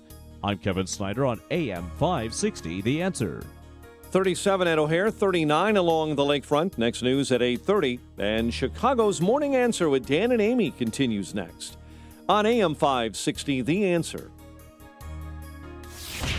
This hourly segment is brought to you by MJ Miller & Company Jewelers. When reputation and customer service matters. MJ Miller, Main Street, downtown Barrington. Good morning. Welcome to your Thursday morning briefing. Here's what you need to know to start your day. Groups like ISIL can't destroy us. They can't defeat us. They don't produce anything. They're not an existential threat to us. Her president was sitting at a baseball game doing the wave and laughing instead of trying to rally the West against ISIS on the day that this killing took place. What he did yesterday embarrassed me as an American. That wasn't a mistake. That wasn't weakness. That was policy. His going to the ballpark and his spending less than a minute commenting on the attack. I actually believe in his heart of hearts the president's policy is that is not that big a deal. There are other things that are more important, and that was what he was messaging. This is Chicago's Morning Answer with Dan Proft and Amy Jacobson on AM 560, The Answer.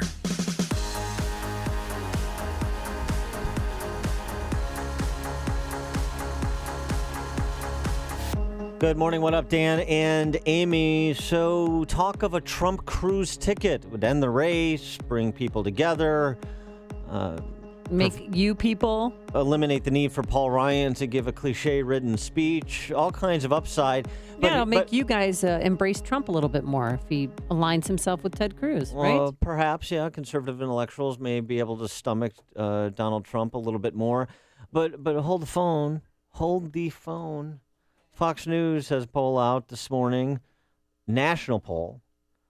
Trump 41, Ted Cruz 38, John Kasich 17. So the question is, okay, is Cruz closing? Is he really closing? The Fox poll says he is. That's what the headline says. But he's closing nationally. What about in the roughly 20 states that have primaries still? That's the big question, because it's about delegates, don't you know? And we'll put that question to our friend David Fredoso from the Washington Examiner, WashingtonExaminer.com. David, thanks for joining us. Thanks for having me. Good morning. Good morning. So what about that? Even if Ted Cruz is narrowing the gap nationally, what is the prospect of him stopping Trump with the remaining states and the delegate count situated as it is? Right. Well, on Tuesday, Trump got Arizona's 58 delegates, and Cruz got I think he won almost 70% of the vote in Utah and got all 40 of those delegates. So, you have different kinds of states that I think are willing to vote different ways. Wisconsin at the moment, I think Cruz has a really decent shot at beating Trump there. There's a poll out from Emerson College that has him leading him by a couple points.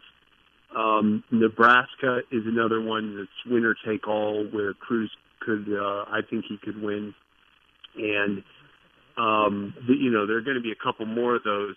On the other side, Trump can expect to do well in New York State and in New Jersey and in some of the other East Coast states.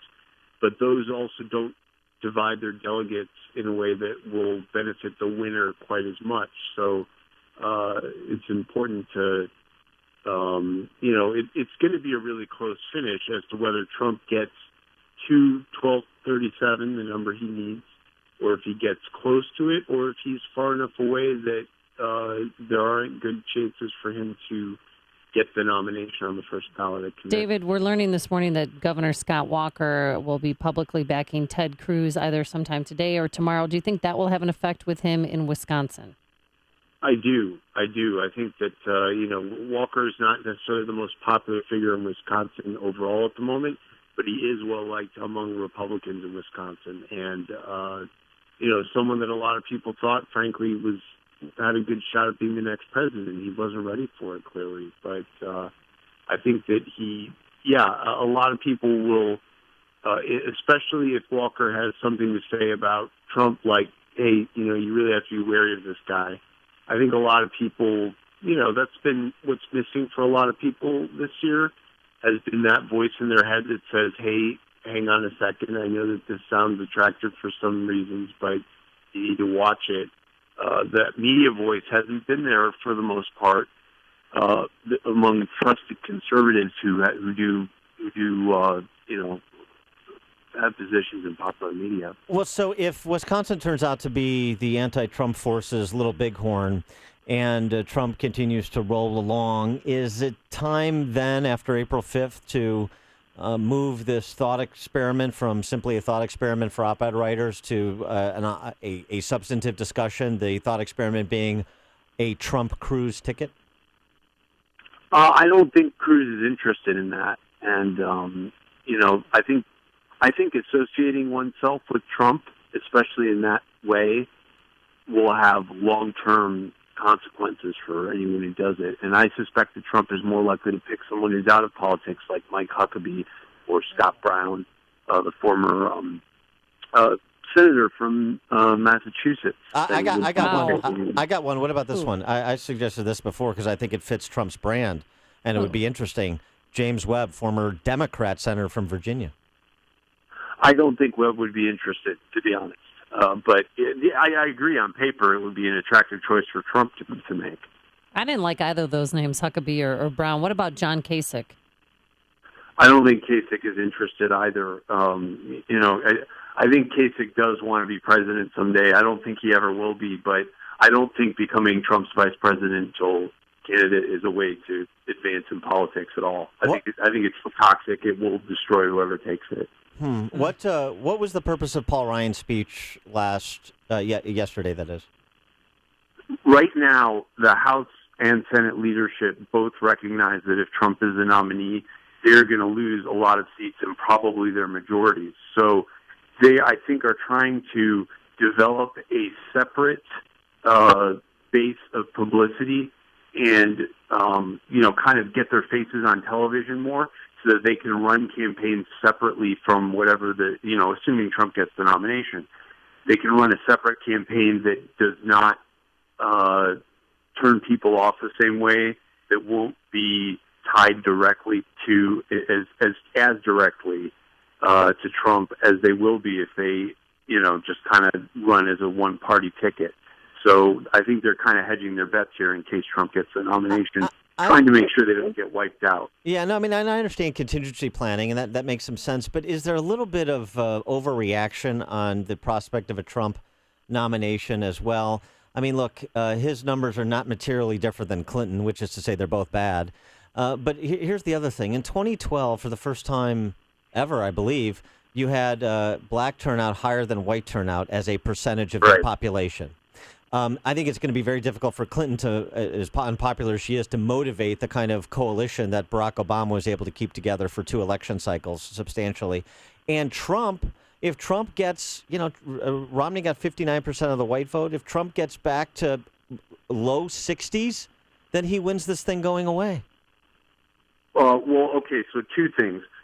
One is that what you mentioned about Clinton not being able to put the Obama coalition back together again, I agree with, this is the sort of thing I was saying 4 or 5 months ago, but Trump, given the kind of campaign he has run and the, I guess I would say the racial resentment and the sort of thing that he's brought up, I really think he's the one guy who can put the Obama coalition back together for Clinton.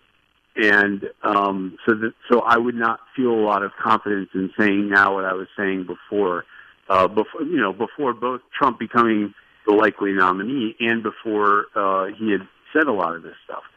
The other point that you bring up about his numbers. Well, okay. The other thing you were talking about Clinton, but then about Trump winning white voters by wider margins. There really isn't any evidence of that so far, and it's actually likely that he'll lose white women, which means he's going to have a hard time getting high numbers with whites overall. And the other odd thing is, despite the common wisdom, he polls worse among white union members than Mitt Romney ended up doing in 2012.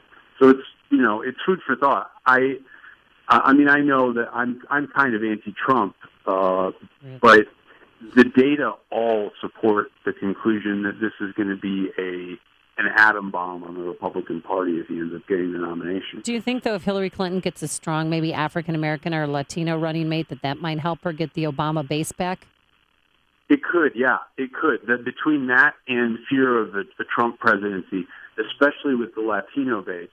Now, I don't want to overestimate. There are, if you look at the number that matters more is the black vote, unless you're starting to turn states like Arizona and Texas, which I think is actually possible if Trump has the nomination. So if it's the black vote that you're looking at, you're talking about turning states like Virginia and Georgia and, obviously winning Florida, North Carolina, several of these others. So, yeah, that really does matter more perhaps as far as just winning the election. But if it's a big blowout and we're talking about Texas and Arizona turning blue, then, the Latino vote against Trump is going to be very important. Events sometimes change the trajectory of races, and the event in Brussels is certainly going to change the conversation in this race at present. What do you think the political impact will be on radical Islamic terrorism and national security reasserting itself to, the central discussion topic in the campaign? I suspect, do you mean in a general election or right now in the primary? Both, yeah. Yeah, right now I suspect that this gives Trump a boost just the same way as the Paris attacks ended up doing. And as far as a general election race, I think it could really break either way. And people might just decide, 59% of them will say, well, I don't really like Hillary, but some percentage of those are going to say, well, she was the Secretary of State, she knows something about foreign affairs, I at least feel kind of safe voting for her. And some other percentage are going to say, of the 65% who don't like Trump, which is even higher, will say, well, at least he's strong, and and I think Clinton mathematically ends up winning that one. All right, he's David Freddoso, Washington Examiner, WashingtonExaminer.com. David, thanks as always for joining us. Appreciate it. Hey, thanks so much for having me. And he joined us on our turnkey.pro answer line. Listen to podcasts of Dan and Amy from the AM 560 mobile app. Download it today at 560theanswer.com/mobile. Coming up next, a new sex abuse victim may testify at the Denny Hastert sentencing. We'll explain, but first, here's your forecast. Cloudy skies, rain on and off throughout the day, with mixing with snow later on. And tomorrow, it's going to be mostly sunny, a high of 46 degrees. Any tie-ups on the roadways? Here's Jim Talamonte. It's tied up all over. Amy and Dan, the Edens inbound, 23 minutes. Lake Hook to Montrose, outbound 30 to Kennedy, an hour and 5 minutes. O'Hare to downtown, 45 minutes from Montrose, 27 on the Express, outbound 38 minutes downtown to O'Hare. The Eisenhower, an hour and 20 minutes. Thorndale to downtown, outbound an hour and 3 minutes. Stevenson, an hour and 15 minutes, 3:55 to Lakeshore Drive. How about 44 minutes? Ryan is 30 minutes, 95th to downtown. Lakeshore Drive southbound, still Foster to Oak, northbound from the Stevenson to Roosevelt. Tri-State southbound heavy from the Adams Tollway to Irving Park and northbound. 115th to Ogden and from the Eisenhower to the Adams Tollway. The Adams Tollway delays Barrington Road to 53 and Toohey to the Tri-State. Veterans Memorial, stop and go I-55 to the Reagan Tollway and from Army Trail to 290. Jim Talamonte, Guardian Security Services Traffic Center. Over a half century ago, a respected firearms store opened. It started as a hobby to Mike Schrank and now serves generations of customers. Schrank's Smoke and Gun retains a family atmosphere, and they now carry the largest selection of new, used, and consignment firearms in Lake County. From pistols to rifles, shotguns, to hard-to-find calibers, collectibles, and older functioning hunting rifles, you'll also find full gunsmith services from simple detail cleaning to complete rebuilds. Whether you're thinking about your first firearm or a FOID card or looking to add to your collection, visit Schrank's Smoke and Gun.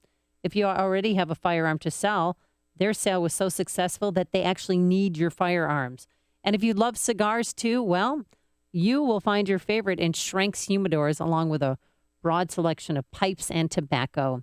So visit smoketheletterN.gun.org or call 847-662-4034. That's 847-662-4034. Schrank Smoke and Gun in Waukegan, your family-owned gun store since 1964. 847-662-4034.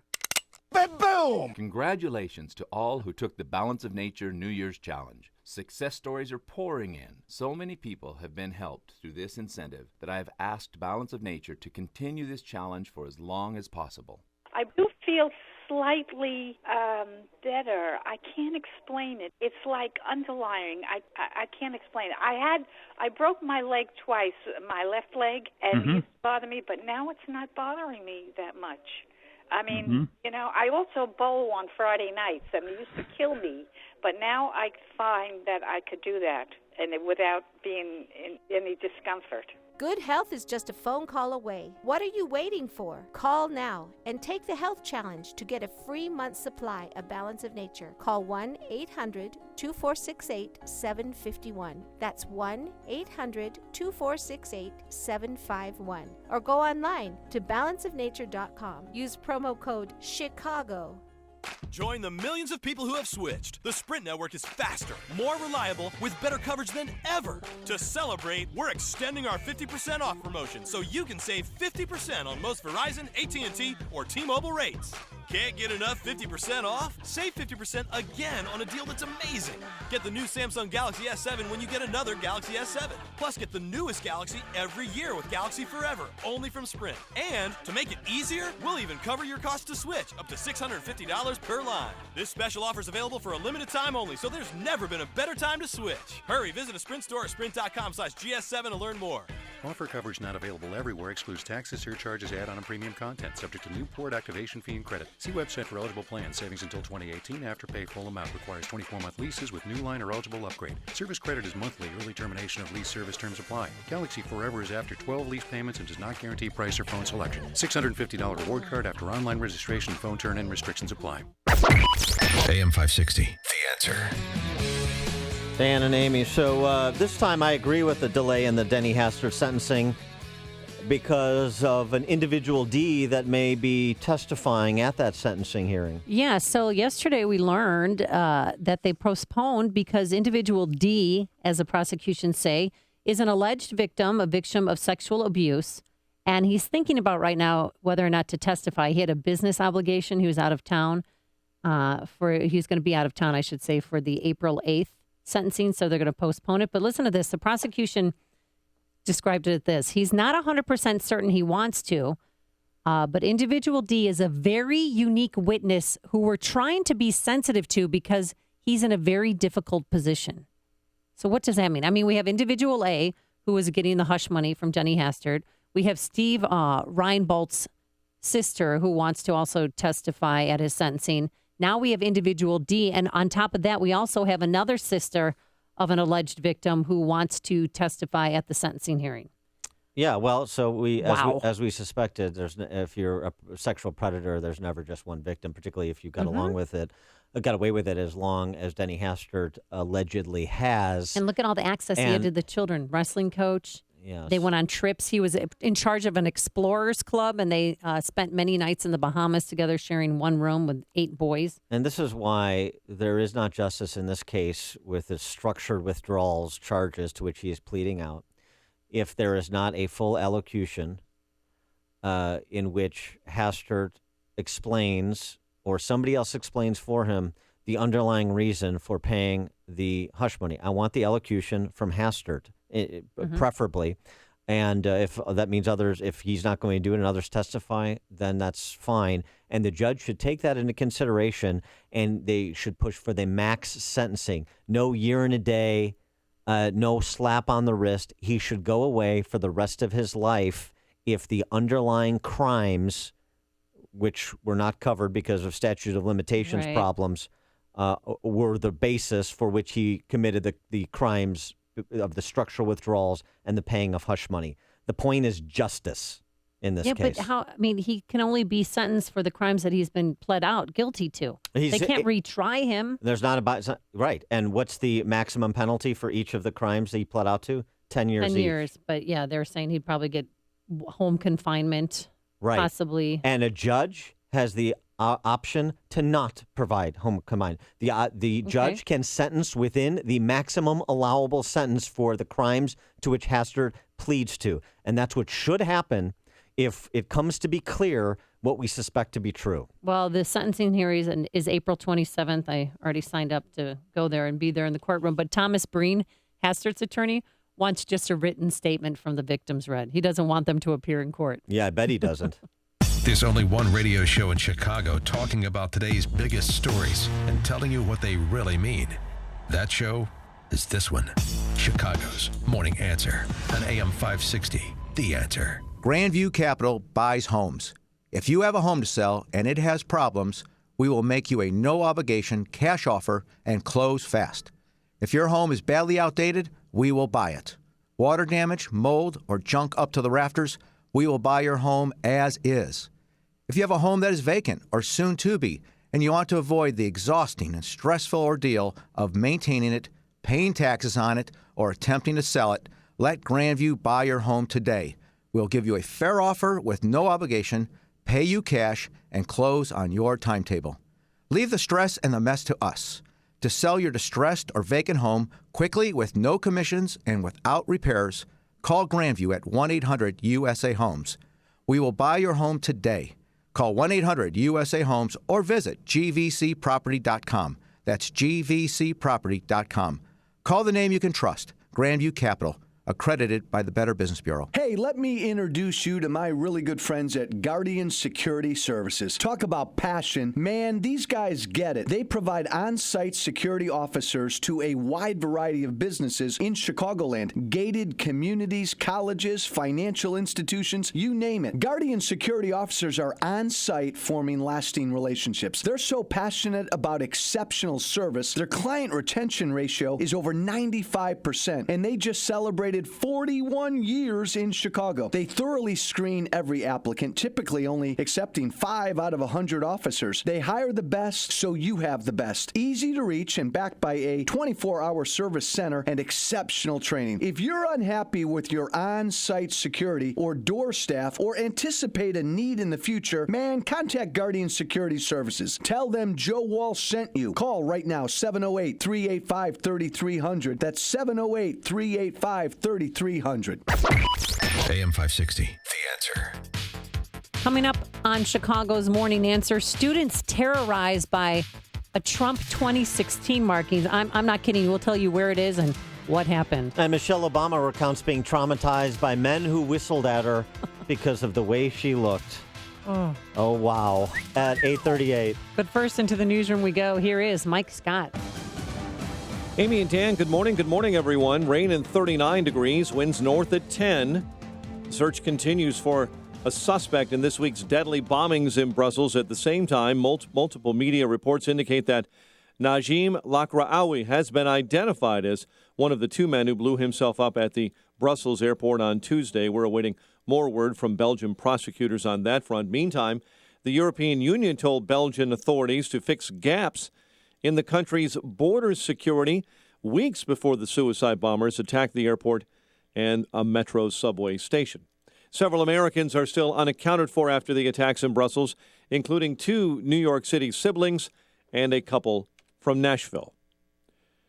Alabama Governor Robert Bentley is addressing questions about his relationship with one of his top political advisors.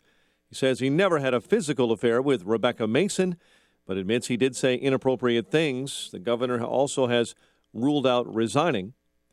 The NCAA tournament resumes later tonight with the start of the Sweet 16. 8 of the 16 remaining teams will hit the court in the South Regional. From Louisville, Villanova plays Miami. Kansas will clash with the Big Ten's Maryland Terrapins.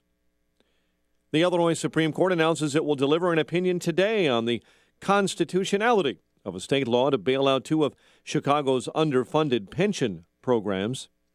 Attorneys for the accused Chicago police officer accused of shooting teenager Laquan Mcdonald says he should be allowed to skip routine court appearances in his first-degree murder case. The judge yesterday did not rule on that request. And a federal judge has sentenced an animal rights activist to a year in a halfway house and house arrest for releasing more than 2,000 mink from cages at an Illinois fur farm.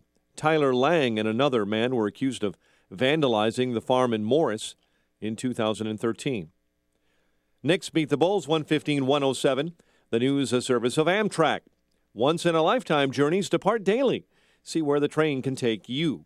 Go ahead and take that surprise trip to see the family and friends you've been thinking about. Ride Amtrak from Chicago to New Orleans or Minneapolis-St. Paul for as low as $54. Go to Amtrak.com and see where the train can take you. Restrictions apply. 8:34 and a check of traffic and weather on the way next on AM 560. Mike Gallagher does the math after many Super Tuesday. Ted Cruz needs to win about 75% of the remaining votes in order to get the 1,237. Trump needs to get anywhere between 50 and 60% of the remaining votes, somewhere in that ballpark. It's mathematics. It's just math. And anything could happen. The Mike Gallagher Show, weekdays at 9, right before Dennis Prager at 11 on AM 560. The Answer. It's Galaxy's free sale. Free installation, free design, and free financing. 773-783-8300. Call Galaxy. Now, more than ever, choosing a real estate agent to sell your home is one of the most important decisions you can make. I'm Ed Lukasik Jr., owner of RE/MAX Professionals. I know what it takes to sell your home. The Wall Street Journal ranked Ed at 88th in the entire country for closed listings. I know that there's no gimmick to selling your home, just a strategic marketing plan and the confidence needed to make your transaction successful. Chicago Agent Magazine recognized Ed as the #1 rank in Will County. You can hire anybody to list your house, but you'll need the local market knowledge that I have to sell it. When Ed saw market trends change, he was ready and promptly received a RE/MAX of Northern Illinois Trendsetter Award. Sure, it takes awards, but it also takes a lot of effort. So why would you try to sell your home with a we'll sell your house or buy it from you kind of agent? If an agent has to promise to buy your listing, then something's seriously wrong. Call Ed Lukasik Jr. of RE/MAX Professionals, 630-679-5454. That's 630-679-5454. Sell your house with the professionals, RE/MAX Professionals. 8:36 in our Guardian Security Services Traffic Center. It's the latest on your morning roads with Jim Talamonte. Thanks, Mike. The inbound Kennedy has delays between Foster and the Burns Circle. It's an hour and 5 minutes, O'Hare to downtown, 45 minutes from Montrose, 27 on the Express. Outbound 20 minutes to Montrose, 38 to the airport. Eden's 22 minutes, Lake Cook to Montrose, outbound 30. The Eisenhower is an hour and 20 minutes from Thorndale to downtown, 55 minutes from Mannheim. Outbound 45 to Mannheim, an hour 3 to Thorndale with delays on the extension starting around Addison Road. Mount Stevenson, an hour and 15 minutes, 355 to Lakeshore Drive. Outbound 44 minutes. The Ryan is 30 minutes, 95 to downtown. Tri-state delays are southbound from the Adams Tollway to Irving Park. Northbound, 115th to Ogden, and from the Eisenhower to the Adams Tollway. Eastbound Adams Tollway, slow Roselle to 53 and 2 to the Tri-state. Reagan Tollway, Farnsworth to 59 and Highland to 22nd. Veterans Memorial, it is stop and go northbound from I-55 to the Reagan Tollway and then from Army Trail to 290. Traffic answers when you need them most. I'm Jim Talamonte on AM 560, The Answer. Chicago's Morning Answer continues next. Your official Chicagoland weather forecast from the aircomfort.com Weather Center. 80 years of quality mechanical solutions for your business. Windier and rain mixes with snow this afternoon. High topping out at 40, 38 at O'Hare. Next news at 9. Chicago's Morning Answer with Dan and Amy continues next on AM 560, The Answer. This hourly segment is brought to you by Alliance Home Service, providing the finest in in-home medical and non-medical care. Visit alliancecaregiver.com. If you're looking for the latest news, insight into what it means, and the sharpest opinion, there's only one station in Chicago where you can turn, and it's this one. We're AM 560, The Answer. Good morning, Dan and Amy. First Lady Michelle Obama accompanying President Obama on the trip to Argentina. She spoke yesterday at a Let Girls Learn initiative in Argentina, and she recounted her childhood. Oh, growing up in South Shore neighborhood? Yeah, where she apparently has now misremembering herself as Thelma from Good Times. Listen to this. As I got older, I found that men would whistle at me or make comments about how I looked as I walked down the street, as if my body were their property, as if I were an object to be commented on instead of a full human being with thoughts and feelings of my own. Your punchline, 312-642-5600, turnkey.pro text, answer line, 646-360A, turnkey.pro text line. Dynamite! Amy, your reaction to the victimization Michelle Obama suffered for her beauty? As someone who has been similarly victimized in my time, enjoy it while you still have it, ladies, really. I mean, she's lucky that people catcalled her or whistled at all. I've always enjoyed it. I know. So how many times have you been catcalled? It felt like a sex object. No, I try and tell people that I'm not just a piece of meat. You do. And I want you to appreciate the whole of me, my mind. Listen to what I have to say. Judge me on my personality, the content of my character, not on my fabulous looks. Or those sexy legs that you have. Your sticks are awesome. But you know what? Thank you. Seriously, what I would always Pride do. myself. Well, when I lived in Spain, it wasn't whistles. It was tss, tss, tss, tss. And it was kind of really annoying. So I'd go back to him like, tss, tss, tss, tss. Really, I don't look great, but thank you so much for the compliment. Was that a compliment? To be, tss, tss. Oh yeah, That's meant, high praise. That meant you're hot in northern Spain and San Sebastian. But but when construction workers would whistle, and they don't whistle anymore, Dan, makes me kind of sad. Well, thank you. There's one construction worker. I would whistle right back. Or like, hey, nice hard hat. Hey, keep safe out there. Focus on your job. Some kind of double entendre. No, nice hard hat. I'll be right back. I put it right back in their face. Yeah. You know, if they made me feel uncomfortable, well, I'm going to make them feel uncomfortable. Hey, Your pants are a little tight. I mean, I'm not kidding you. Nasty, real nasty. I was very unladylike, poison Grace thrown out the window. My grandma was rolling over in her grave, but that's what I would do. The character Quagmire on Family Guy is loosely based on you. Giggity, giggity, giggity, giggity. I never thought of that. I don't know. I mean, good for her for saying it, but she shouldn't be so offended. It was a compliment. God. Do you think Men have always been objectifying women. Hello, this just in. I mean, really? Do you think? Why do you think sex magazines selling porn? Do you think her story perhaps is a bit apocryphal?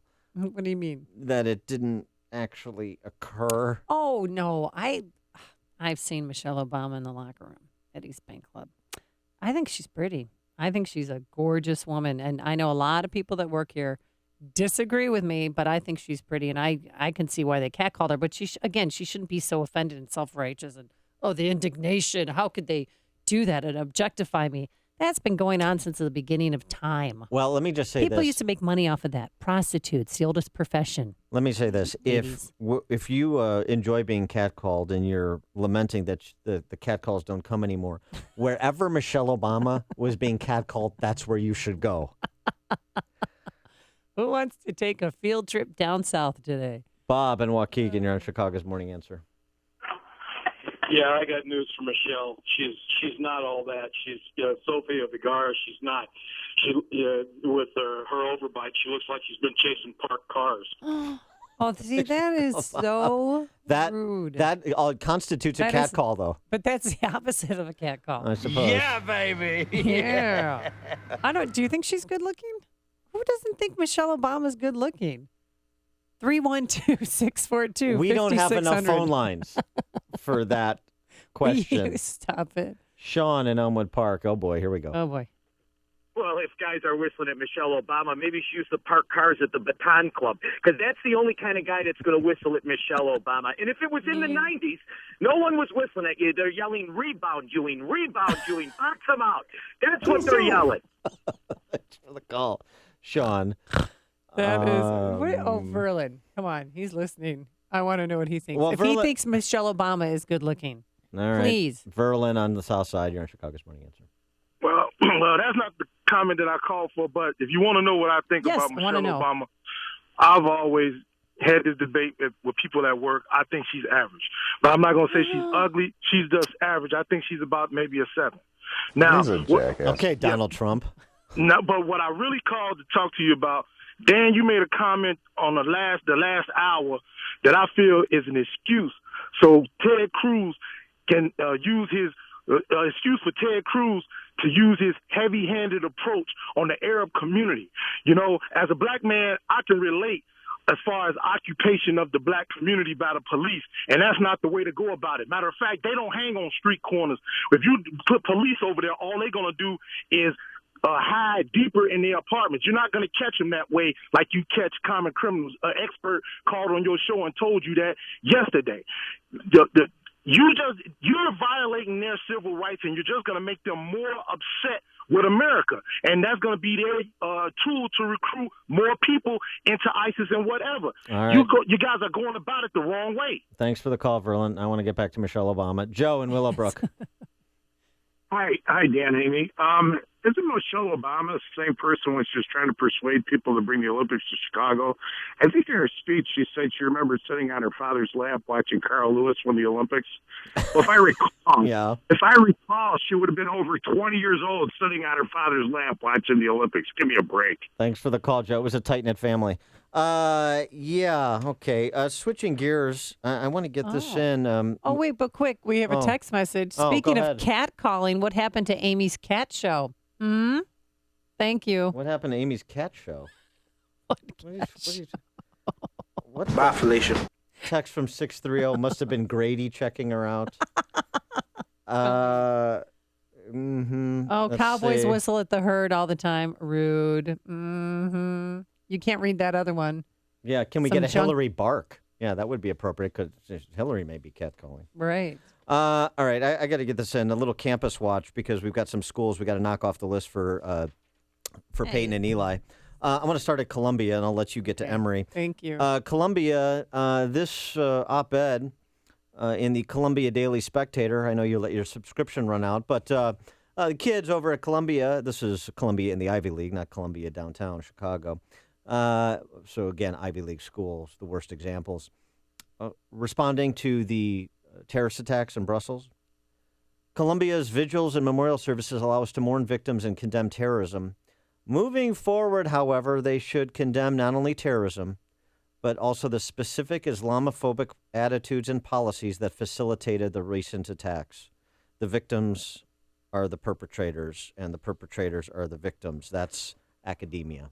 Oh, my gosh. Well, this one might be a little more egregious than that because I thought this was an Onion article I was reading. But at Emory University, there was a campus-wide protest, Dan, because, are you ready for this? Somebody wrote in chalk, Donald Trump 2016. And they wrote that in several locations across campus. And it was so offensive that it triggered an emergency counseling session. That's what they're calling it too. Oh, yes. An emergency counseling session. And then one woman yelled, "You're not listening. Come speak to us. We are in pain." They're in pain because they felt uncomfortable and unsafe because somebody simply wrote what campaign signs read, and that's Donald Trump 2016. Trump 2016. Trump 2016, yeah. Yeah, it was the chalk. It was in chalk. Message on campus, on sidewalks and whatnot. So they're pandering to these students. They had, a meeting. They pledged to stand with them. But Emory administrators are promising, are you ready, to review footage from security cameras to try and identify the rogue Trump fan. Put them through a conduct violation process. This is supposedly a good school, Emory, down in Atlanta. Jim Wagner, the president of the university. Yeah. He said that students viewed the messages as intimidation, and they voiced, quote, genuine concern and pain. I know. Pain. As a result. Right. Pain. Yeah. This is the wussification of America. We are coddling these young teenagers. And how are we going to have a strong America if this is our young generation? Traumatized by chalk on this very special episode of the Rachel Maddow Show. Tremendous. Before you see it on TV, share it on Facebook, or read about it in the paper. Hear it here first. This is Chicago's Morning Answer on AM 560. The Answer. Coming up next, a Wisconsin girl gives birth without even knowing she's pregnant, but she does the right thing. But first, here's your forecast today. Cloudy, as you can see, with rain that might turn into snow by this afternoon as the temperatures fall. Snow likely in the northern suburbs and near the Wisconsin-Illinois border. And then tomorrow, though, everything will get out of the way. It's going to be mostly sunny, a high of 46 degrees. Travel times, let's get the latest from Jim Telemonte. Thank you, Amy and Dan. Kennedy inbound. Stop and go. Foster to the Burn Circle. An hour and 5 minutes. O'Hare to downtown. 45 minutes from Montrose. 27 on the Express. Outbound 20 minutes to Montrose. 38 to the airport. Eden's 22 minutes. Lakecoat to Montrose. Outbound 25. The Eisenhower's an hour and 20 minutes. Thorndale to downtown. Outbound an hour and 3 minutes. Stevenson an hour 15 from 355 to Lakeshore Drive. Outbound 44 minutes. Ryan is 30 minutes, 95th to downtown. Northbound Tri-State slow, 115th to Ogden. And from the Eisenhower to the Adams Tollway, the Adams Tollway a little sluggish. 2 to the Tri-State and the Veterans Memorial still really slow. From I-55 to the Reagan Tollway and Army Trail to 290. Jim Talamonte, the Guardian Security Services Traffic Center. What was that text? Text message said, Michelle Obama looks like she married Raj from What's Happening. That's pretty good. Hey. Trust is the single most important factor in hiring a contractor. Dependable Construction and its founder, Joe Barron, built their business over 3 decades by being trustworthy. Tuck pointing, brick, and roofing is Joe's specialty. Joe started as a laborer and progressed to an expert tuck pointer and bricklayer. In addition to masonry and roofing, Joe and Dependable Construction have grown to become a full-service Angie's List and Better Business Bureau award-winning contractor. For brick, masonry, and roofing on residential, commercial, or industrial projects to any other type of remodeling or construction, you'll deal directly with owner Joe Barron. So call Joe Barron at Dependable Construction and AM 560 Feed the Children Business Benefactor. Mention AM 560 and receive 10% discount on most jobs. Call 773-244-1091. That number is 773-244-1091. Or visit tuckpointchicago.net or call 773-244-1091. Winning. The only significant among all the vitamins I changed, nothing affected cholesterol. I took this and my cholesterol dropped by 15 or 20%. Yeah, with the acid reflux, and I have GERD and gastritis, and it really seems to be helping a lot, and my husband too. I mean, we're very happy with the product, I got to say it. It's been great, and we've seen dramatic results, so I can't say anything bad about it. We've really been happy with the product. We've been amazed with it. There is a value in it because it has fruits and veggies, and I'm not a fruit and veggies eater, and I know this is helpful. Good health is just a phone call away. What are you waiting for? Call now and take the health challenge to get a free month's supply of Balance of Nature. Call 1-800-2468-751. That's 1-800-2468-751. Or go online to balanceofnature.com. Use promo code CHICAGO. I'm Dan Proft with an Upstream idea brought to you by the Illinois Opportunity Project. 27. Illinois state employees, on average, receive total compensation 27% higher than their private sector counterparts. State employees made nearly $4,000 more in wages and $13,000 in benefits than private sector employees. More than half of state workers will retire before the age of 60 with a guaranteed state pension. The state is in a financial death spiral with ground impact imminent, so keep this in mind as Governor Bruce Rauner breaks off contract talks with AFSCME, the state's largest public sector union. AFSCME has been unwilling to give on its demands for annual step increases of 3.8%, in addition to annual general wage increases. The lowball estimate of the cost of what AFSCME demands is $1.6 billion. That's $1.6 billion more from Illinois families who already pay the highest property taxes in the nation. This is Governor Rauner's moment of truth. He ran for office saying he is not a politician. He said he is a businessman who will make the difficult decisions to turn around the state he loves. We're about to find out if that's true. For more Upstream ideas, visit upstream-ideas.com. I'm Dan Proft. Chicago's Morning Answer with Dan and Amy continues now. And make sure to stay tuned to catch me, Mike Gallagher, coming up at 9, only on AM 560, The Answer. You should love this story, and I'm telling you details of it off air, and you're saying, gross, stop it. Well, there's a 17-year-old girl in Racine, Wisconsin, and she thought she was having a bad bowel movement. I'm so sorry. And she went into the washroom, and she looked there in the toilet, and it was... Are you kidding me? It was a baby boy. She had given birth. She had given birth not even knowing that she was pregnant. Okay, and how do you not know you're pregnant? Oh, this happens a lot. I'm telling you, it happens even to married women. How old was the how many months along? Well, she was 9 months. The baby was 7 pounds, 2 ounces, perfect. Was to term, and she had no idea. And she's not an overweight girl by any means, but sometimes I had a coworker. So she wasn't showing. She wasn't showing. I had a coworker in Tucson. I am not kidding you. When I met her, 8 months pregnant, I would have never ever have known. And she was really thin, and it didn't even look like she had a baby bump. It's crazy. But here's the 17-year-old teenage girl who delivered not a bowel movement, but a baby. Oh, my goodness. I feel shocked. Like, I never thought I would be a mother at 17. And it was just me acting on an instinct was to grab him out of the toilet and wrap him up in a blanket and cut the umbilical cord and keep him warm. Now, she does admit she got scared after the baby was born because she thought she'd be grounded by her mom. So she put the baby on the front step of her house, rang the doorbell, ran back inside. Mom grabbed the baby, and then they realized through deductive reasoning with some blood in the bathroom that this was their baby. So thank goodness the baby lived. She did not kill the baby, because I've covered so many stories where teenage girls accidentally, or not accidentally, they don't know they're pregnant, or they do know they're pregnant. They think that they can conceal the murder, but you go to jail for that. So thank God this woman. Yeah. Thank God the baby was born with snorkeling gear on too, as well. So it's a dive master. Hey ho. So this girl, she's 17 years old. She's a senior in high school, star basketball player too, and she wants to go to college. And she's going to.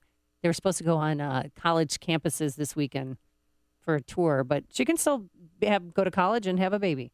Yes, she can, and I'm glad that that everyone's fine and all of that. But here's a little tip: what? If you're worried about having a baby because you're going to be grounded, maybe you're not old enough to be a mother or father. You know what I mean? Yeah. Point well taken, Dan. Fix me a highball. I'm going to get good and tight. You're listening to Chicago's Morning Answer with Dan Proft and Amy Jacobson on AM 560. The Answer. The following is a paid political announcement. When did Republicans lose their backbone, their guts, their conviction? Some will say they stood up to Obama. That's easy. But who stood up to their own party? That's Marlin Stutzman. Marlin said no to the establishment by voting against John Boehner. And he fought sweetheart deals on both sides by voting against the omnibus. Because politicians refuse to get it done, Marlin authored the only conservative budget that actually